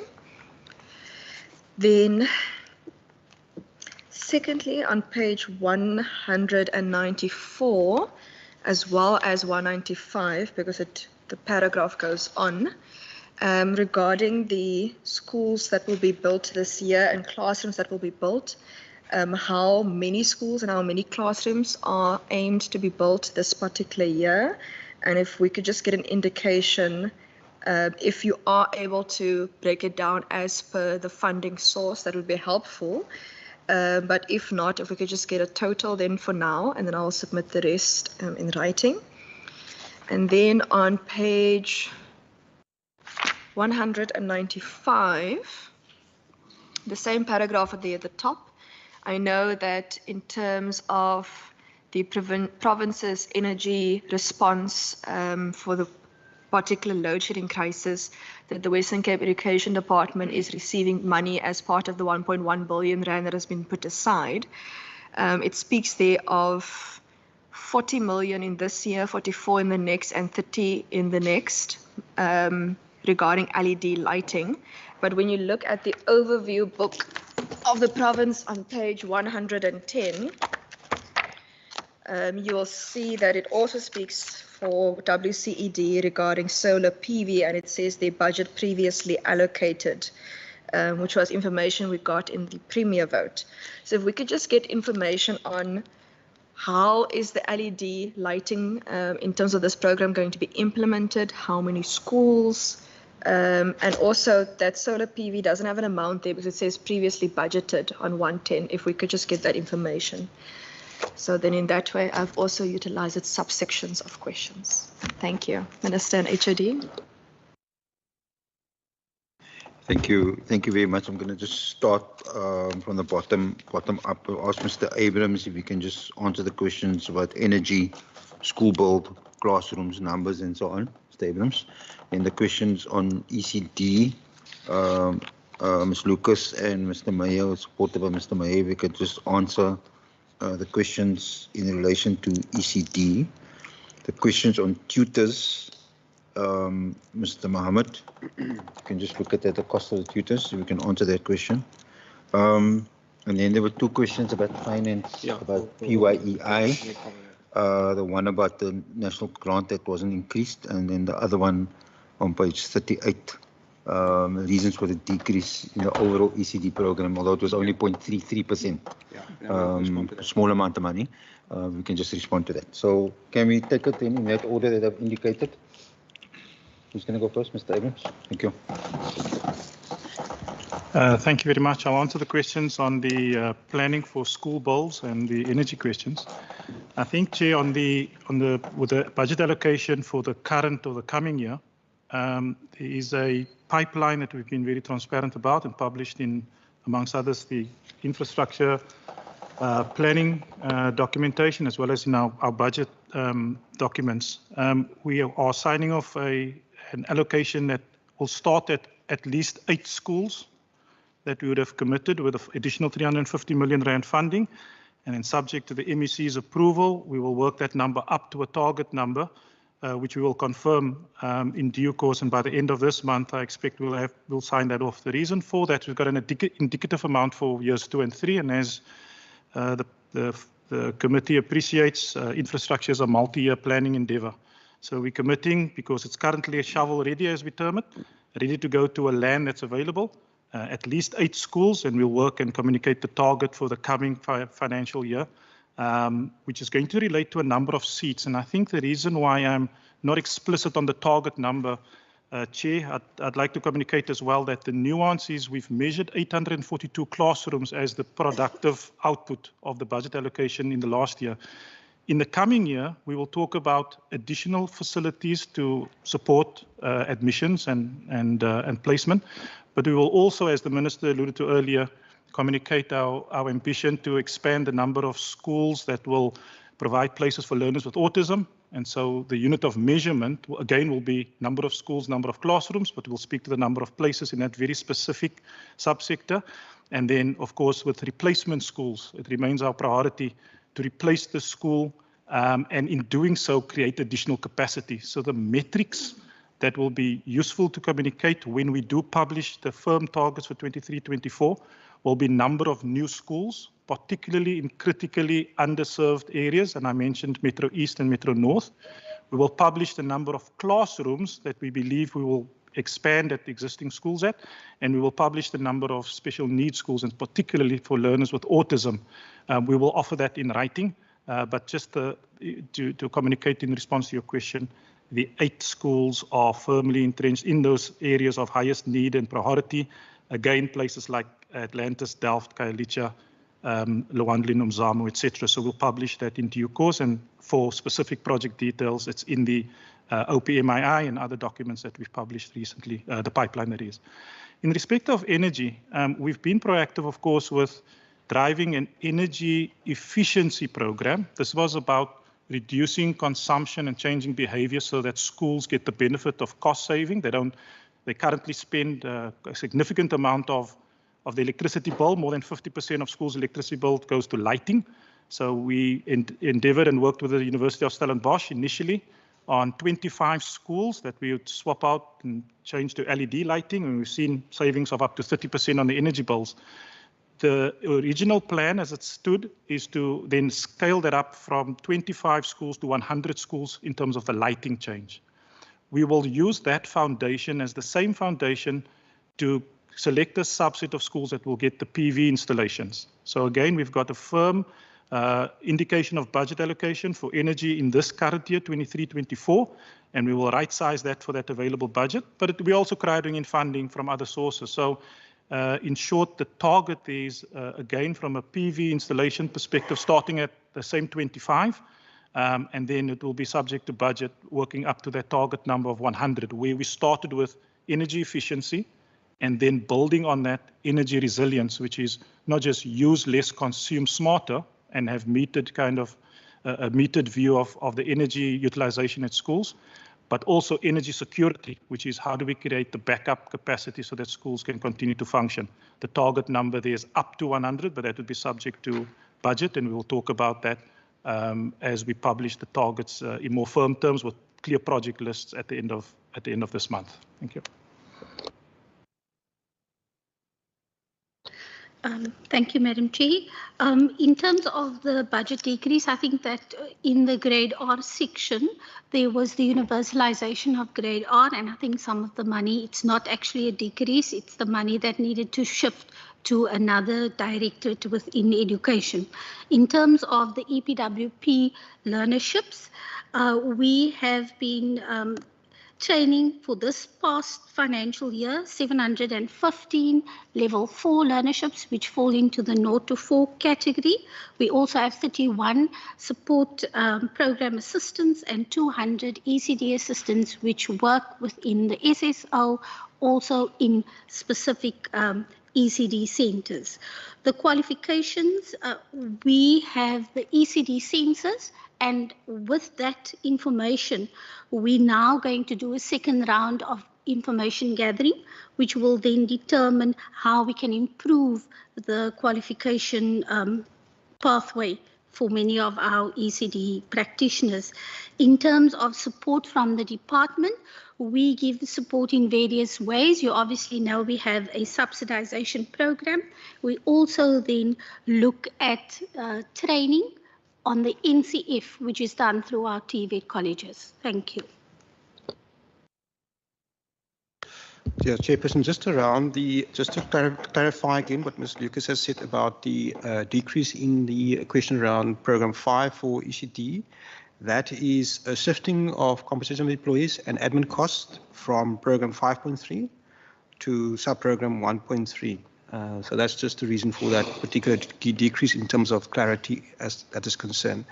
Then as far as the Program 7 decrease is concerned, that is got to do with the PYE project, the Provincial Youth Initiative, which is only for that particular year. We are awaiting confirmation from DBE over the MTIF, but for now we only have it for this particular year that we're in, and therefore there's a decrease. Then there was a question around from Mr. Christians around the ECD again, in terms of what we are doing to standardize that. I think what we just to start off with, as you know, we have embarked on this particular program. There was an appeal from other stakeholders that they want us to take in the ECD practices onto our payroll. But to do that, it's a project, Chairperson. It's quite a big task because there's almost over 2,000 people that we are dealing with there. But we also have 3 categories in that particular realm, in terms of underqualified, those that's qualified, and we are trying to standardize that because previously some of those people were paid by SGBs as well. As you know, it was a transfer payment to those sites, and then there was a payment by the SGB as well. So we are currently engaging in that exercise to try and sort out the teething challenges we're having there. Because as you know, Chairperson, with appreciation, when you take on something new and it's quite big in task, there's a roadmap you have to follow. You won't be able to fix everything, simultaneously. But again, my team in PMP, they're working very hard with the particular stakeholders to try and deal with some of those challenges as they pop up. Some of those things are actually, in some cases, exception, and in some cases there are more questions of clarity as well, that in terms of guidance that we provide as well, coming from those sites as well. Yeah, I think SG, I think I've covered everything. I'm not sure. Yeah, thank you. Thanks. Chairperson, just on the tutors, if we could perhaps have more clarity on which tutors are being referred to, because it sits within two programs. At this point in time, we have it via the mod centers. There are tutor programs as well as with the high school improvement plans. So from a high school improvement plan perspective, it's around about 20 to 30% of the budget is on tutoring. And the others is then based on resourcing within that particular budget. But if there's further clarity that we can get, we will respond in writing as well to that. Thank you. Oh, sorry, Minister. Thank you, Chairperson. I just want to be absolutely clear when it comes to Program 5, Early Childhood Development. The budget is 1.08 billion. It increases in this financial year by 12.8.6%. That is a nominal increase and a real increase, and I think demonstrates our commitment to early learning in the Western Cape. Thank you so much. I saw two follow-up hands. Syed, Plato, anyone else? Okay. I'm actually really happy that you guys are focusing on the energy savings in school before you actually get to energy security. About 3 years ago, I was bored and I did an energy certificate through UCT on, so now I'm apparently allowed to certify energy savings in a building, but that was during a holiday. And it's actually quite important, because if you are able to track what you are currently doing and seeing how you're wasting energy, the amount of money that you can save simply by putting that energy procedures and measures in place is quite phenomenal before you get to even reducing the demand side of that particular program. I said Member Plato, Member Syed, thank you.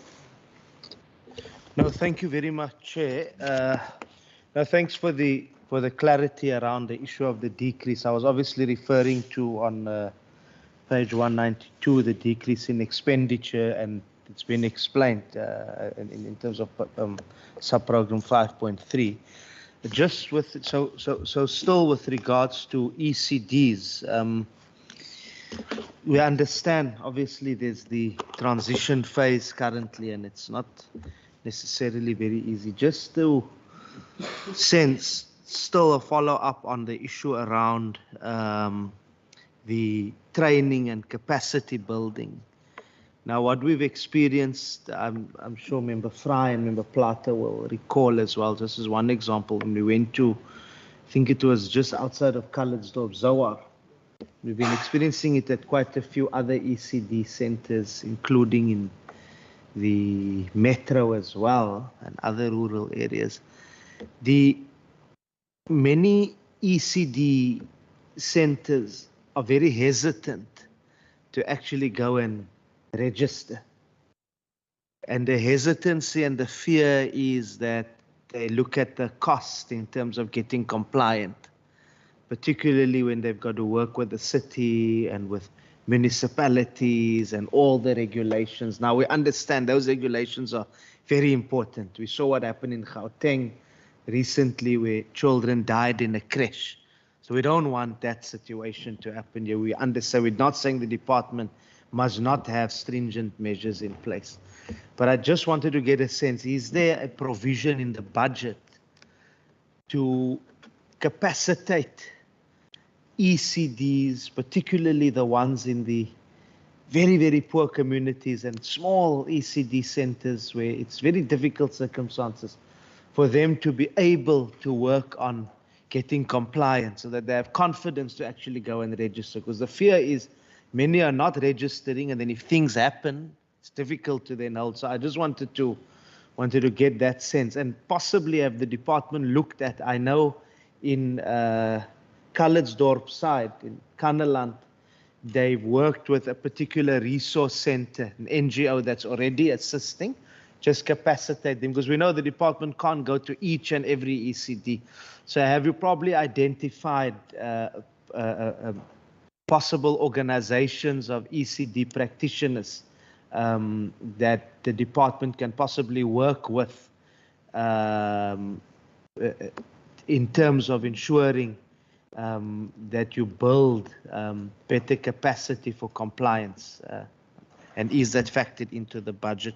Then just a clarity, I think Honorable or Mr. Mayor asked.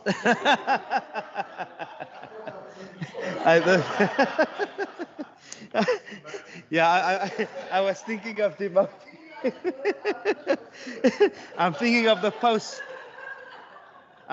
the post-retirement possibilities, you know. If just on that, he's never going to retire. I was thinking of Mr. Lewis, who was first a member and then went to. So just in terms of the issues around tutors, yes, thank you for that breakdown. I also wanted to know in terms of the mod center. So both, yeah, thank you. Thank you. So there has been indication that some of the information will be in writing to us, but if there is any extra now, I've also just sent to the procedural officer. I keep a particular note for a lot of women are always asking me how to register an ECD, and there is actually a WCED site that deals with the step-by-step instruction, the different forms, Form 11, Form 29, Form 30, and that particular website also has every single email and contact detail and office area for every official that is helping in the respective area, but just so that members also have that information for forwarding. Member Plato? Just briefly from my side, page 195 at the top. Your rapid build program is just a comment from my side, emanating from earlier comments with regard to rapid build and what we have seen so far on our oversight visits. Very, very impressive, I must say, and one is to congratulate the department on that, what they want to achieve, and we agree with that approach. But we must not compromise quality, compromise high standard with regard to the material use, etc., etc. I think that's all I want to say with regard to that one. Page 196. Look, I love what the department try and do with regard to looking at the outcomes as per strategic plan at the bottom. You know, there's always lots of talks about the matric results and that sort of thing.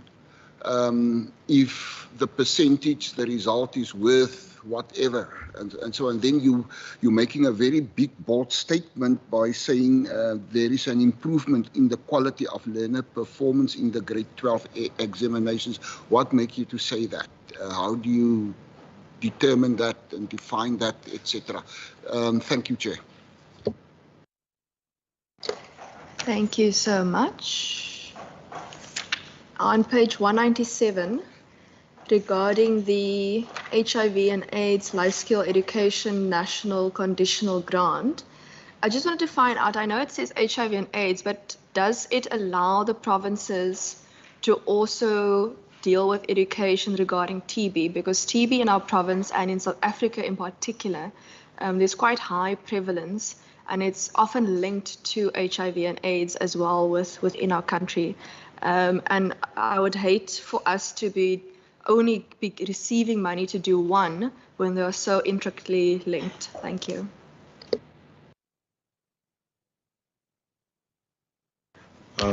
Thank you very much, Chairperson. Maybe we're going to split up the questions again on the ECD centers. Ms. Lucas will answer some of the questions there came in relation to that, and then there was a comment.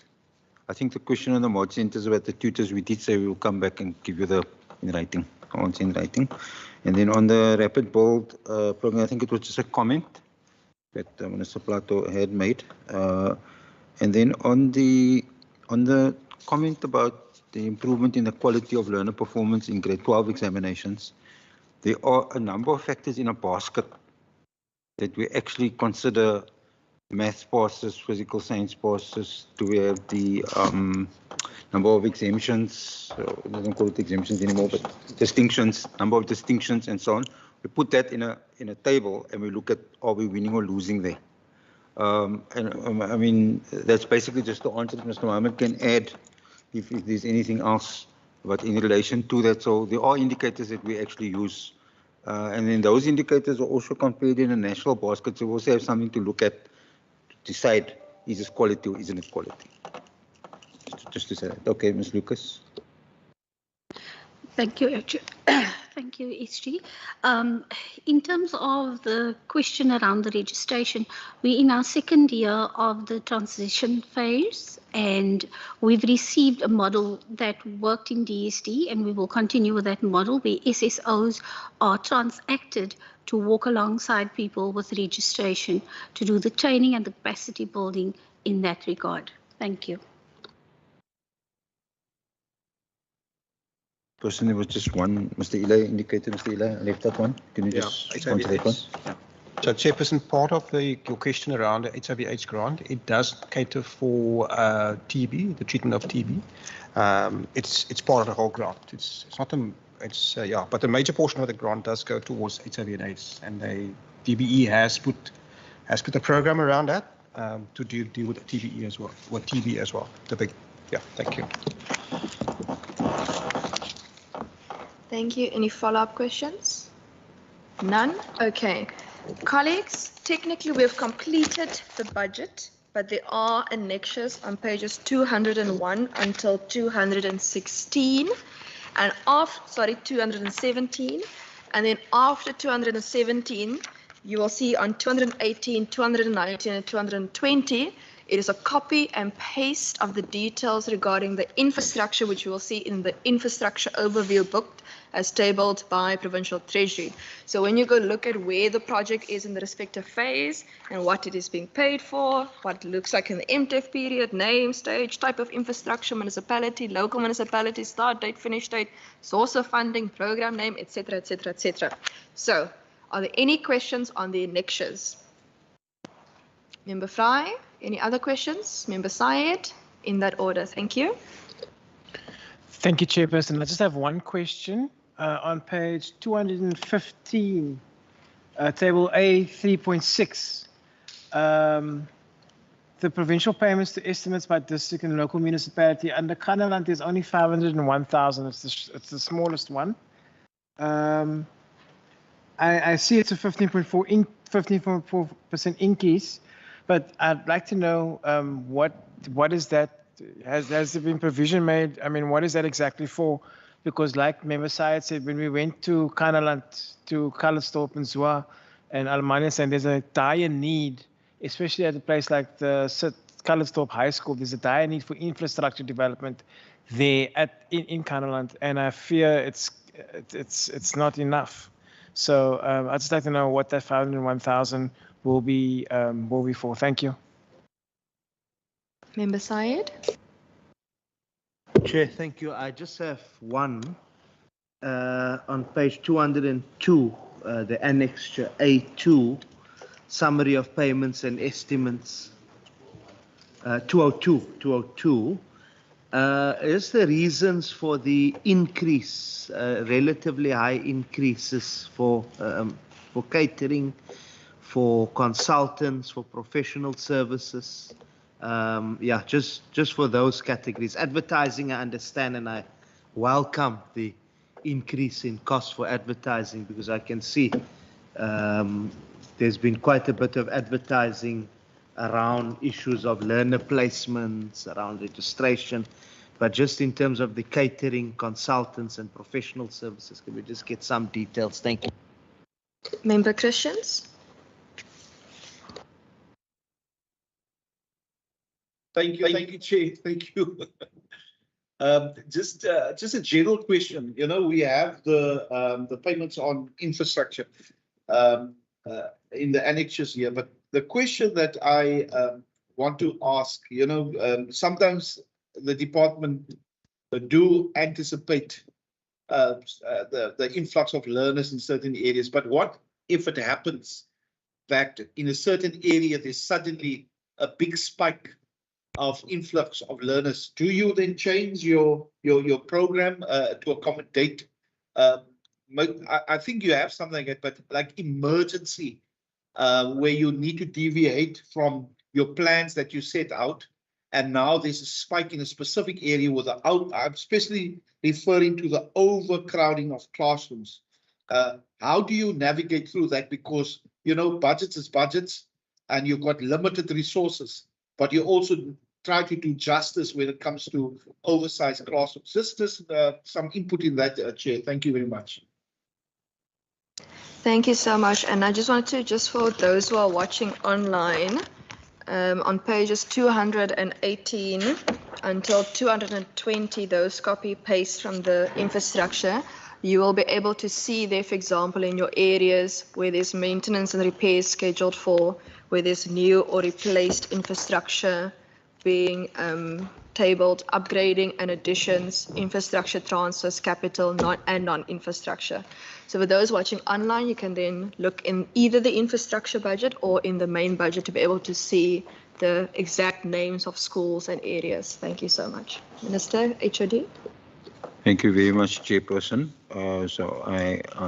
Yours is more comment and direction to us. Thank you very much. Okay, thank you. So then the question asked by Member Christians, Mr. Abrams will deal with that. The question asked by Member Sayed, Mr. Eli will answer that. The question asked by Member Frey, Ms. Falkman will answer that. We can go in that order. Thank you, sir. Sorry. Thank you, HOD. Through the Chair, on Member Frey's question, so the reflection on allocation at municipality level covers across capital works and maintenance work. There's 2 projects. I'll get the detail and offer that in writing. There's some upgrade and rehabilitation work at Toverkop Primary School, and then there's maintenance work. So we'll consider, though, the feedback that we might have to look deeper into the need and, if necessary, adjust. But as the Chair pointed out, the plans have been formulated and there are processes of review. So we continue to assess the need across all of the municipalities. But as it stands, those are the projects that would have been identified. To Honourable Member Christian's question, I think there's 2 ways I prefer to answer that. One is that in the context of infrastructure planning, there's an element of responding to immediate need, of course, and then there's the long-term planning that factors in the demand and the patterns we've seen. We've seen strong urbanization, for example. We've seen areas of heightened need in pockets of this province and indeed the city. And so those patterns are established largely for now. The priorities around the low-income settlement areas, and we understand that that's the priority. And so we formulated 1 to 3 year plans to do that.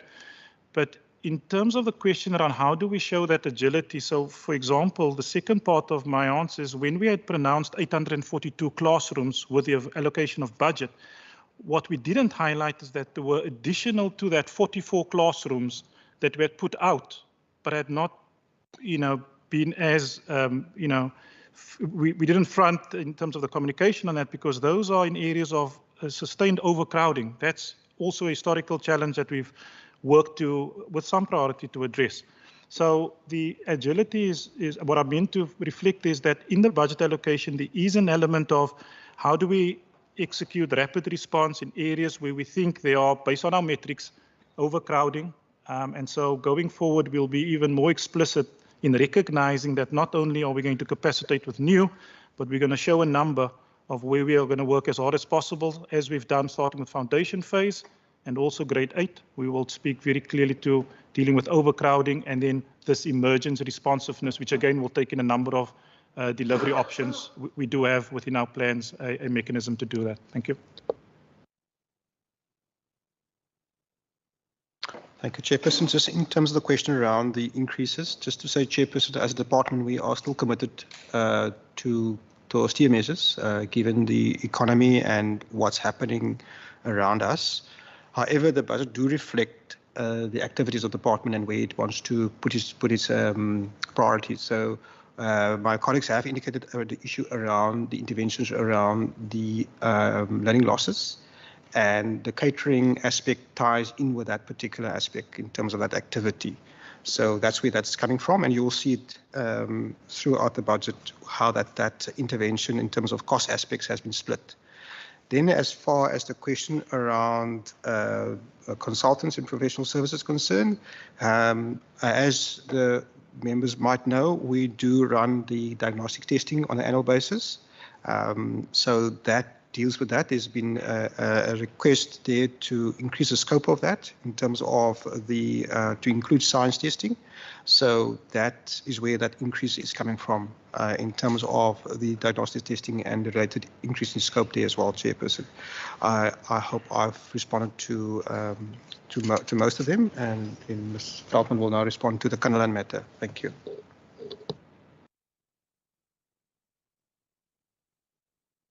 Oh, thank you. It's coupled with the response from Mr. Abrams, but to note that this specific table is an estimated table on spending. So the only information that is available when the budget is compiled, we look at expenditure trends in terms of payments across municipalities. So when payments are processed, the regional identifiers are captured. It will be noted that the City of Cape Town has got quite a large portion. It's not solely attributable to expenditure in the city, but also central cost for the province. And that would result in a possible indication that your rural municipalities has got a lower spend, but that is not necessarily the case. Thanks. Thank you so much. I think a good example in my constituency in Langsburg, there's no printing services, for example. So when I do printing for my constituents, I do it here in Cape Town, or I have to order it when the Cape Town companies are too expensive, because apparently some Joburg companies are even cheaper in terms of printing, for example. So you'll never see printing in Langsburg as a line item really, unless you're printing at your own printer or at the school or wherever, it's not a thing. So that particular central I do understand. The follow-up questions? No? Cool. Colleagues, I'm now going to open up for questions from the public. I see 4, 6, 8, 10, 12 members of the public here. I don't know if all 12 have questions. I just want to check if there are any members of the public online. Okay, there are no members of the public online. I'm going to just take questions now. If you just raise your hand. The lady in the blazer, the black and white blazer, and then the lady in the purple blazer also had a question. The gentleman in the red, gentleman in the brown, gentleman in the black jacket with the white stripes. Also, please do introduce yourselves when you do your question. I just want to take the any other hands? Okay, in that order. Thank you so much. Good morning, members. My name is Yusra Ehrenreich, and I work at the Centre for Early Childhood Development. My question is whether there is any provision in this budget to pay the remaining ECD workers the stimulus relief fund, and if so, how much? Thank you. Thank you, Miss. Thank you, Chair. Good morning, everybody. My question might not be on the budget issues. My interest is on registrations. Apologies. Just introduce yourself as well. Sorry. Just so the PO won't come back to me late and ask, who was that now again in the wonderful glasses? Okay, sorry. My name is Nosipo Sanem Daniels. I am from an organization, Malihambe Women Outreach. And as I'm saying, my question is around the registration. I'm not too sure when you do your calculations if there's a way of knowing how many learners you have that are doing their last year, this year for next year to start high school, meaning that it will take you to knowing how many students you need to place by January next year. Is the department ready to accommodate that number of learners so that this kind of a crisis that we saw this year does not repeat itself next year, January? Thank you. I think it was the gentleman in the red. Yes. I must greet everyone in the house. My name is Linda. My surname is Pieto. I'm from Kraaifontein under the NPO called that Voyotuna Foundation. I want to check and also my interest that the budget will be in good in terms of for next year, since in Kraaifontein every year there is an issue in terms of the primary school, the high school. Even currently now in this year, is there also the issue of unplaced learners, the issue of primary school, the issue of high school. Yes, indeed, I understand this year the education, they do the planning that how to create a primary school and also the high school. One of the land called by in Blue Ridge football field. But in terms of the leaders among us, they want to play the politics. But I'm glad that the municipality under the sub-council too, the intervening, there is progress in terms of how to that progress in terms of the schooling. It must be on place. but I think this budget, you must be also check that no, again, in terms of every year, you must be playing, toying that the education, you must check the crisis of the unemployed learners or the crisis is not enough school, because in Kraaifontein, they got 7 primary school and also 4 high school. We can calculate the house, how many graduate in grade 7 will start at high school in next year. We can check that it's overpopulation. There is a one of also the crisis of unemployed, overcrowded. Blekombo Secondary School is 2,100 for one school. We can calculate how many in the classroom, meaning that 60 learners in the classroom, 65 to 59. We can check, and my worried that towards the end of the year, how many grade 12 will pass in that specific numbers. Thanks, House. Thank you. The gentleman in the brown.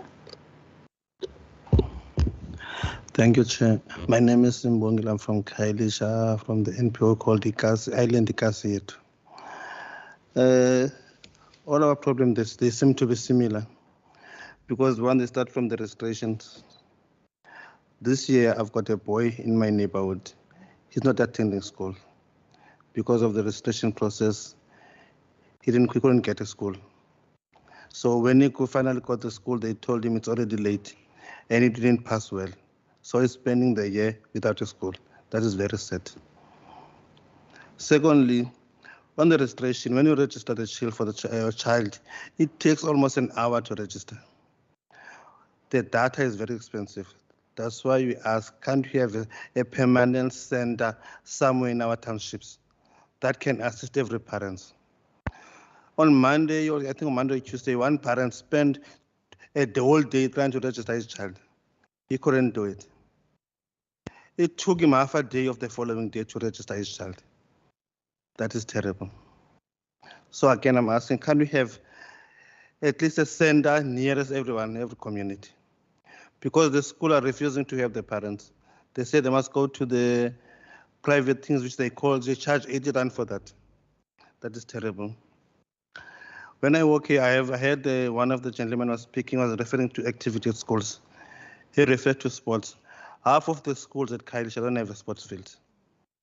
How do you begin to say people they must go back to the sport ground whilst there's no sports field at school? At Masjid, is forced to go and play the football at Site C, which is very far. That is terrible. So how do you motivate teachers and the children to play soccer, take part in soccer, if there's nothing to do? There's no fields next to them. That's the other problem. Our schools are more stressed because teachers don't feel safe at school. So what we need to do about that, what is the department planning to do about the safety at schools? I know the department cannot play that role alone. It needs everyone to be part of that. But I think somewhere we need someone to take a lead on that. So can departments try to take a lead on that? And then I heard you were talking about the agriculture something. We had 5 schools at Khayelitsha. One is in Hlanganiso, which is leading in farming, in agriculture school. We took plus minus 20 kids. We asked the teachers to kill them, train them how to plant. That program worked well. So when we identify these things of trying to see where can we place started, try to take the food gardens that are already in school, ask them to work with the students, try to learn and see what are you going to get out of that. I think that can take us forward. We did that for 5 years, and it worked for us. I'm not sure what I can say about Mode Center. For me, I don't see it working properly in our community. It might be working in other areas because no one is monitoring that process, verifying. So it needs to be monitored perfectly and check what's going on. In reality, all of us in our communities, we need after schools to develop more children to be better at school. I was telling my friends now that the school is no longer giving interest. It's frustrating for the kids to go to school because there's no activities that are taking place at school. So I think when we are sitting here, we need to check how do we bring back the real activity at schools. We were planning to do a career expo at schools with a different angle that is going to make children be interested in a lot of careers. There's no career motivation or no career, whatever I can call it at school or at our schools, because they only get there and then go teach. And they're not doing a good job for that. We need to have an extra program for that. Thanks. Thank you. The gentleman in the black jacket with the white stripes. Good morning, Chair, and all the honorable members present. I've got three. Oh, sorry. My name is Stephen Mgomezulu. I'm coming from the Mitchell's Plain Advice Office, dealing mostly with students that have problems with the schools.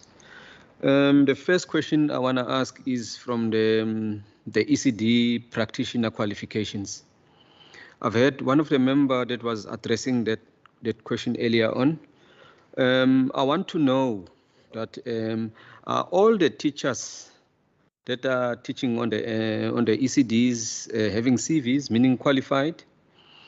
And is there any plan on an ongoing education that must be enabled by this house to help them to at least progress, and that training should be recorded?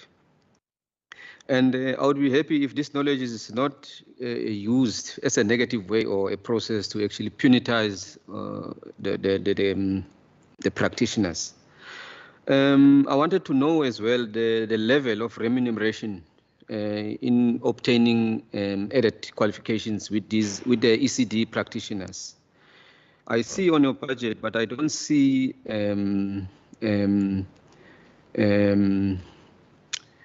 anything recorded there. Like, I would be happy if I can see maybe a percentage that should be added to their bonus to encourage them to learn the ECD practitioners.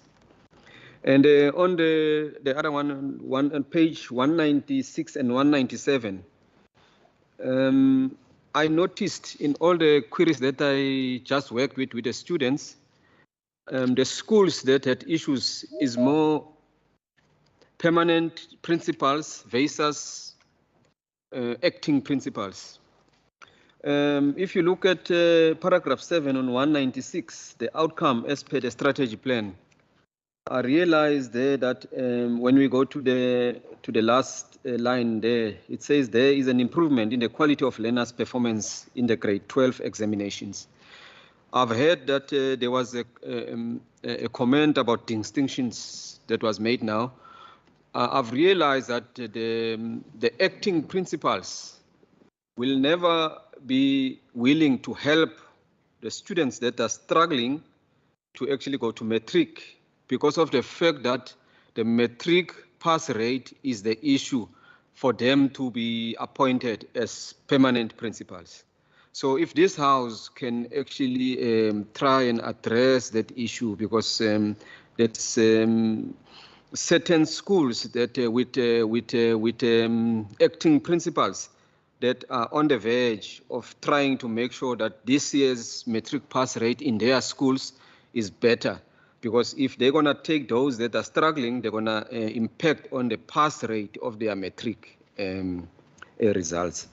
The last one is on the new registration system that is online registration issues. For the past week, it took me, for the past 3 or 4 days, it took me about 30 minutes on the line for each student I was helping to actually get helped by the people that are on customer care. As soon as they pick up the phone, you are not helped, even though they still say to you, we will phone you and we will go ahead. But I saw the problem with that is that one of the people we were helping yesterday, they were late to also catch the bus. So they had to leave the office. But by the time they phoned them, they were not near a PC to actually perform this online application. So if this house can help and speed up or maybe address the people that are in charge of the online application, especially their computer people, because I realize most of them, when they come back on the phone, they all say it's the system problem. But it's, to me, it makes me feel that there is a question of dishonesty. Maybe there is something they can't actually, if there is an influx of applications, they should say so, but they should actually improve so that we don't sit again next year speaking about the problems of the online application. Thank you. Thank you, Minister. And HOD, if you can take that round of questions. Thank you, Chairperson. There are a lot of questions there, so I'm going to just try and deal with them. My team will try and help us. Let's just start with the last speaker on the online system. So I just want to give the statistics so that we know there are problems in some instances, but there are people who are successful. And I'm going to talk about the problems, but let me just first start with what has happened over the past 4 days. So over the past 4 days, 40,694 individual learners with their guardians, parents or caregivers has successfully placed applications on our system. 40,000. It represents a total number of 137,417 multiple applications, because those who are familiar with it, you can apply up to 10 schools. So that 40,000, they applied for 137,000 different areas.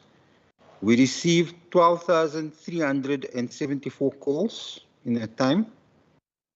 Of the 12,374 calls we received, 8,194 were resolved. In other words, the person was helped. 1,424 remain unresolved, and that may be where you are pointing out. And then in progress, 2,756. There was a problem on the system with people who had registered before about password changes. So the technical issues, not that we were making up the stories, there was actually a technical issue that we didn't foresee, but that has been since been corrected. And what Mr. May and his team has also done is we've put in place more people who can actually take the telephone calls. Now, why I can say we did have a problem in the first 2 days is because my numbers around with people as the head of education. So my office was also receiving calls, but as we see as the week went on, these calls died down, because clearly from the stats, we can see people actually have been successful. I am going to ask the secretary, the what do you call yourself, procedural officer, she can please make available what we call pop-ups, which are going to be starting tomorrow in various communities. If they can please be made available, I'm not sure how, maybe you can print it, I'm not sure. Maybe you can just have it printed, because I don't have the printed copy with me, Chairperson, I only have electronic version. But we can just give that to you, so that you can put it in your communities and say, well, at, let's say, whatever school tomorrow that we do have those things, and then you can go to that place to actually to register or not. I will read out a few of it once I just get it on my phone. I will tell you some of the things that are happening tomorrow. I think that's the first thing. I think then on the issue of the ECD practitioner qualifications, I'm going to ask people who know more about that to maybe just talk talk to that when it does get your opportunity. Ms. Lucas, you can maybe just mention to talk about this. But I do want to reflect on the other comment that you made, which is about the acting principles. So I just want to make this comment. Like, if you are a principal and you are of high school, if you're not trying to improve your matric results, there's something wrong with you. You shouldn't be a principal. If you really, you basically, at the end of the day, we're about quality education, so you should be trying to improve all the passes in all the grades, right through. And clearly in matric, you also should be trying to give those children the best opportunity, because they're relying on that opportunity. What we have found, though, is that on our reading of statistics, is that schools tend to do far worse when they have an acting principal than when we appoint a permanent principal. We're not sure why that is. We're looking into it as a system to be able to try and decide, and it may have to do with calmness inside the system. No contestation between people for power. Actually, there's calm in the system, so let us get on with why we're here, which is actually about teaching and learning. Because in some schools, there's contestation about who's actually going to become the principal, who's going to become the deputy, who's going to... So it's just in relation to that, to be able to just say that we, as far as the comment that you did make about acting principals, I am not aware of criteria being used to say that when we measure in those questions, because the only people who appoint the principal in this system is myself, no one else. I sign it off.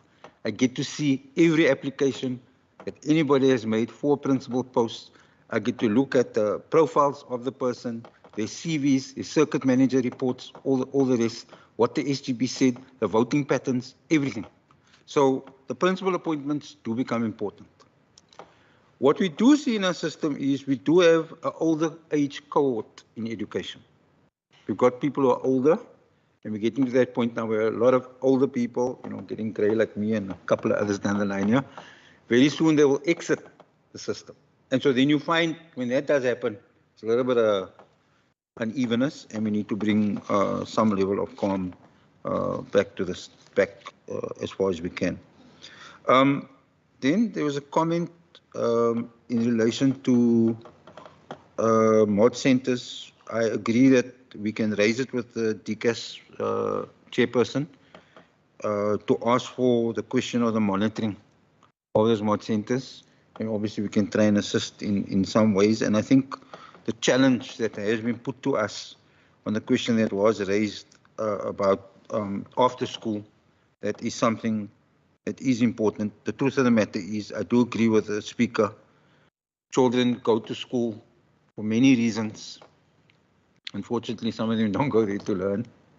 And so you have to have other ways to keep them occupied. So I understand that, and I think that comment is a valid comment. So we'll obviously see how we can improve our whatever we need to do in that area. Mr. Mayor, you can maybe just talk when it's your opportunity on the safety issues. What are the safety things that we are doing in schools? We did get a question earlier in relation to that. And maybe we can just meet with, I think it's Mr. Sivangili who asked that question. Is it Mr. Sivangili? Yeah, who asked that question. Maybe we could just meet with you after to just talk about the question on the sport field that you said the children they have to walk very far. Maybe just get the understanding with you after this. You can just chat to me. You can just try and sort out how that works. Then, if we can just go to the question on there was a question about Kraaifontein and the fact on Kraaifontein 7 primary schools, 4 high schools. So what I want to say is that the answer to the question is multifaceted. It's not a simple answer because it's about land availability and land that was zoned for particular purposes that's not being used for that purpose. So in an area, there's a carrying capacity. Carrying capacity says so many people should be in this area. This is how many people should be in houses. This is how many schools there should be. This is where there should be a clinic. This is where ECD center and so on. Settlement patterns in overcrowded areas don't follow any of those formulas. There are too many people in the spaces that have arrived there.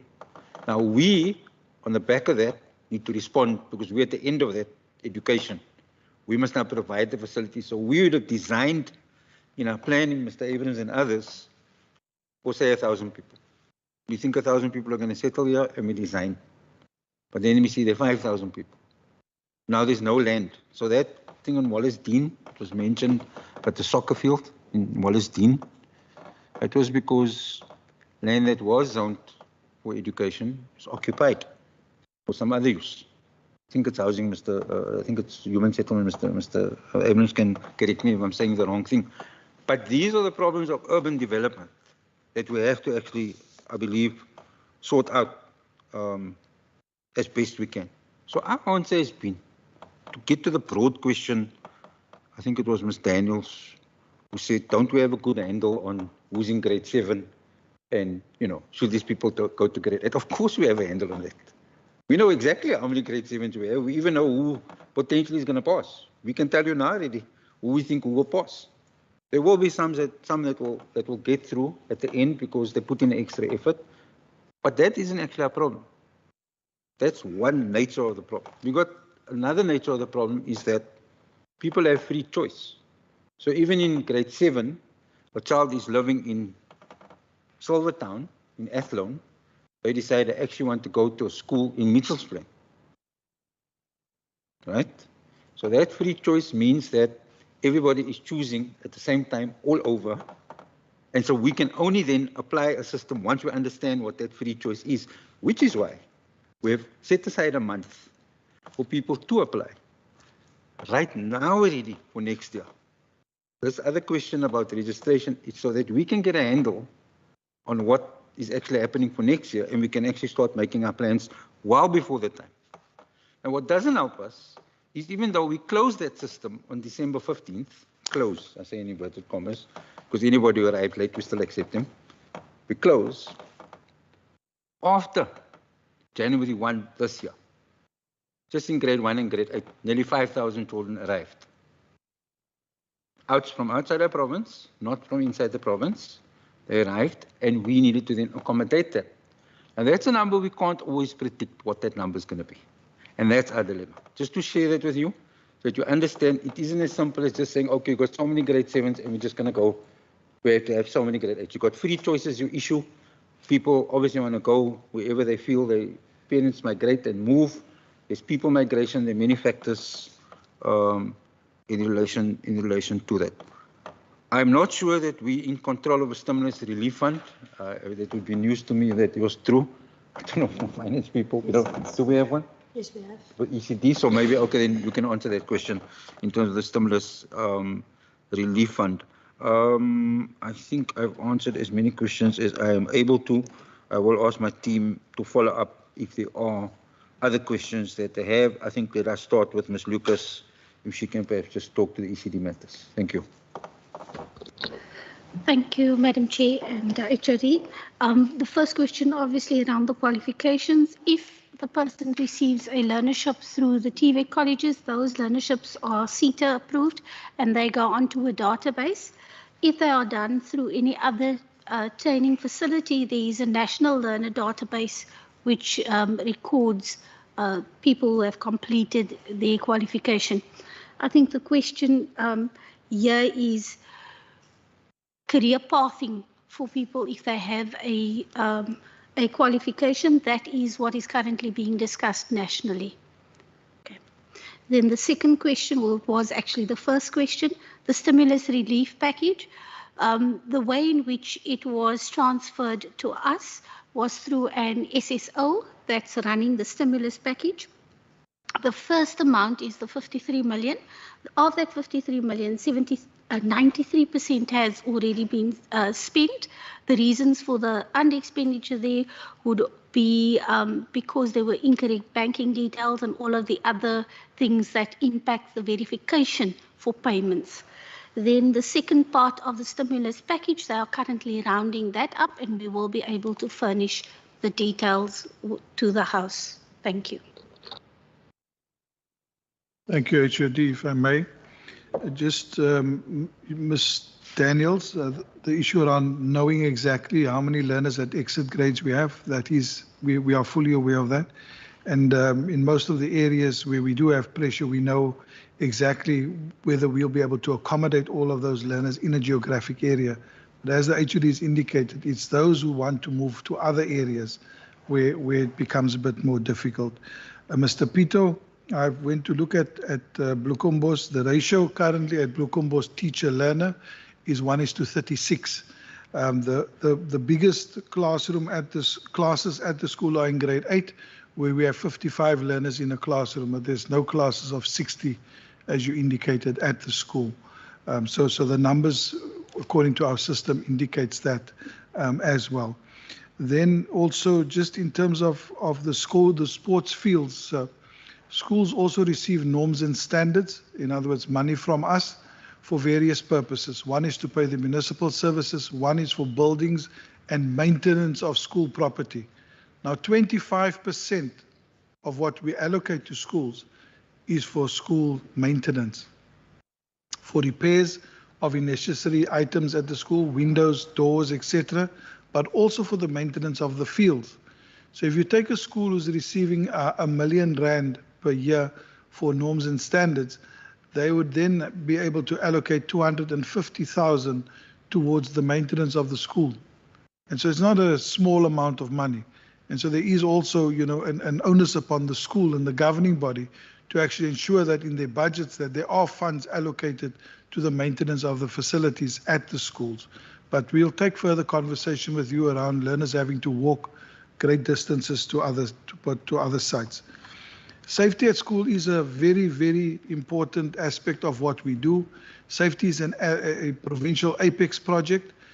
We have at every one of our schools, we have a safety committee. On that safety committee, a standard member on that safety committee is the local station commander or a representative from the local SAPS office must be on that committee at the school.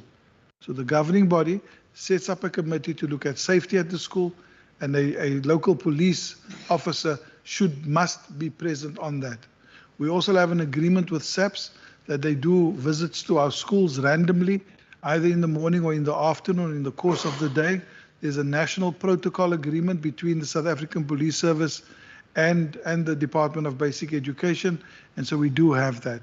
We also have school resource officers at our schools, a collaboration program with the City of Cape Town, where we place 2 officers at a school, and they would then assist the school to maintain law and order of the learners, but also ensuring the safety of staff.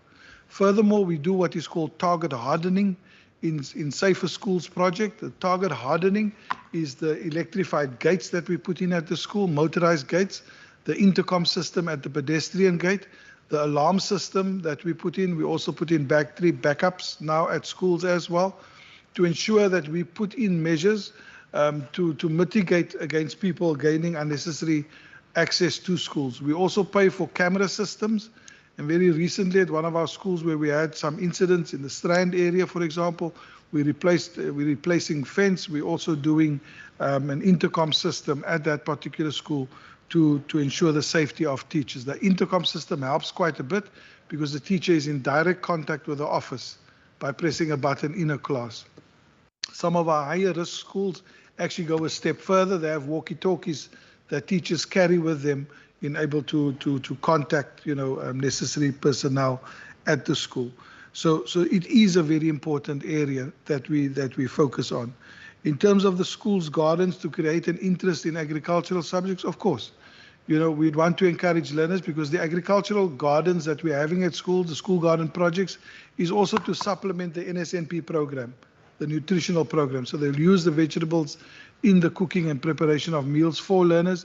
But of course, if there are learners who are interested, and we find a significant number of learners interested in agricultural production, the schools are most welcome to contact the district office, request for the inclusion of an additional subject on the school's curriculum, and that gets approved centrally within the WCED. We give approval, we then provide all the resources for that, whether it's textbooks, etc. We will then provide that to the school as well.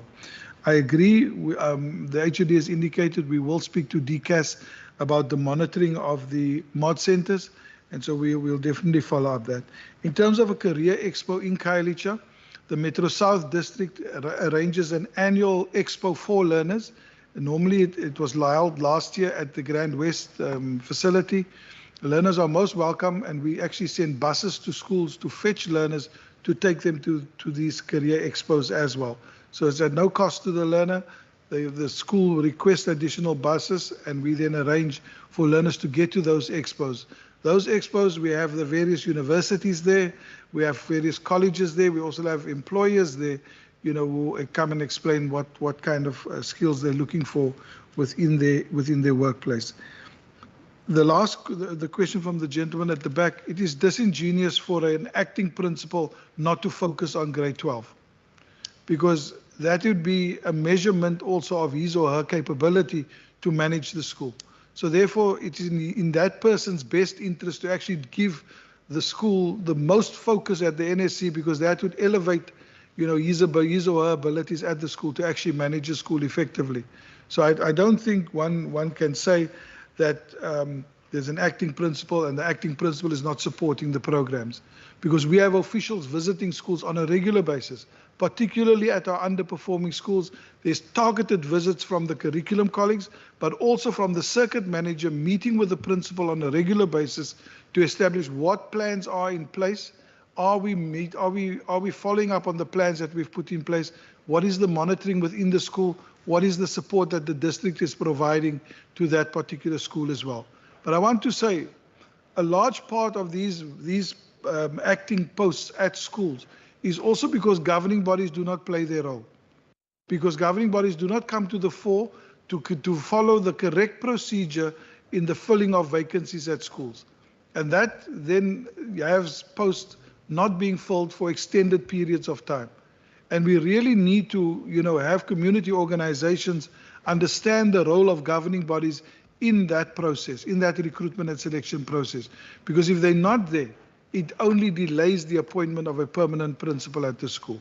And I, you know, that is just my concluding comment on your question. Thank you. I think it's Mr. Peter. You mentioned that there was a child in your neighborhood who was not at school and was at home. Wonder if you could furnish us with those details so that we could follow up after the session. Thank you. Thank you. And I think the one question that wasn't answered was the percentage added to bonuses for the ECD practitioners in salaries. I think just there was a general answer regarding the money and paying out of money, but I can't remember what it was. It you wanted to find out where the bonuses are at. I can't remember what the exact question was. Yes, I wanted to find out what is the house doing in terms of remuneration to say to the ECD practitioners that if they do A, B, and C, there will be a percentage. So if I see a percentage on this graph, that will actually address that, which will encourage them to actually do more, to actually improve themselves. Okay, so it relates to incentives. Okay, thanks. Thank you, Madam Chair. We don't put an incentive as part of the remuneration. We subsidize teacher salaries or practitioner salaries, and that has a definite split, which is for the salary of or towards the salary of the practitioner. We don't really have an incentive base from which to work. Thank you. Okay, just trying to go through if everything has been covered. Any follow-up questions? Any new questions? Lady in the grey jacket, gentleman in the brown jacket, gentleman in the red. Okay, in that order, and then I will close up after that. Thank you.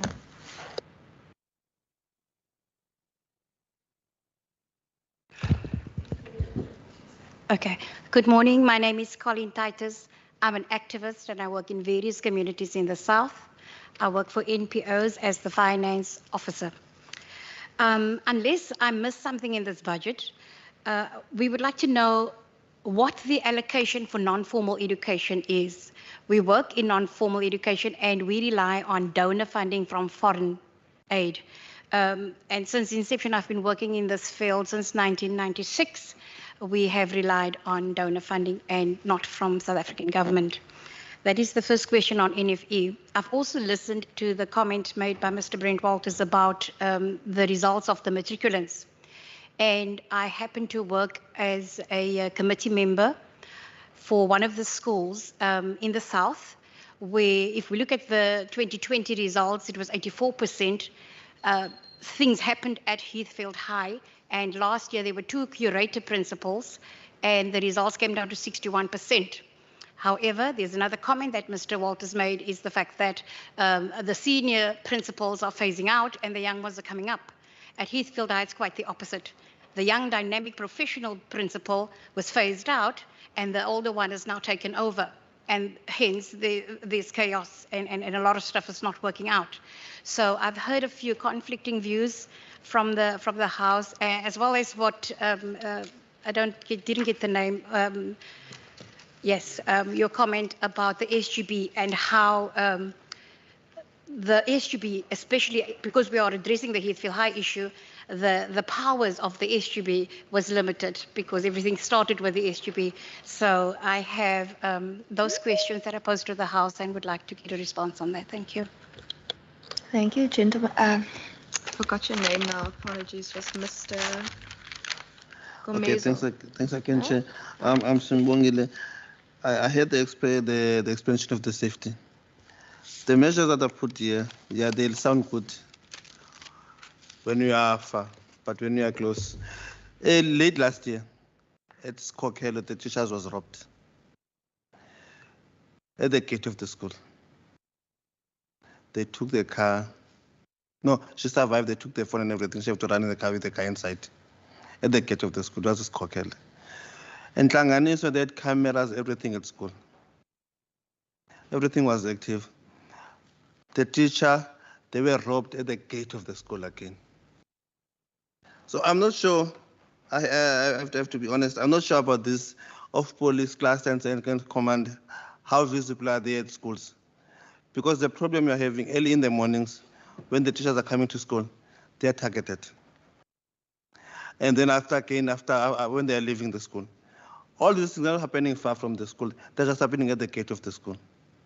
So I hear your explanation, but we need, I'm trying to understand, is it really working, or we need to see some other means of action? I'm trying to figure out what action are those. And thanks for the explanation of the gardening. That is interesting, because I'll take it up and then I'll make sure it happens in my community. I'm not sure how to explain this. We've got these kids that are low learners. I don't think they are much catered on these things of schools. So some of them, we need to understand what field they specialize on. Because the teachers is business as usual. They don't cater for the low learning students because they are in a hurry to get done with the students. So I'm not sure what needs to be done about that. Or else we need to have some sort of, Notemba at Kailicha was doing his own private school with the disabled kids. He will take them and learn them how to do the woodwork and all that. I think somehow we need to introduce those kind of things at our schools for the low learning kids. I think that can help us some, because most of the dropouts at our schools are those low learner school who have been targeted by the other kids, being bullied because they are taking their low learners. I think we need to check something out of that thing. Thanks, Ne. Is it Mr. Peter? Oh, sorry, you are Mr. Peter, sorry. I just want to check, when you say learners, do you mean special needs? Or I'm just trying to make sure that we're on the same page. There are those who need a special needs, who are on special needs. There are then those who take time to understand. Sometimes they get irritated when they're in the classroom and all those.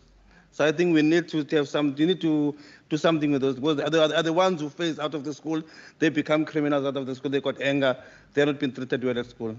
Thanks. Thank you so much. And also thank you for the interpreter who also quickly interpreted for me on the other side as well.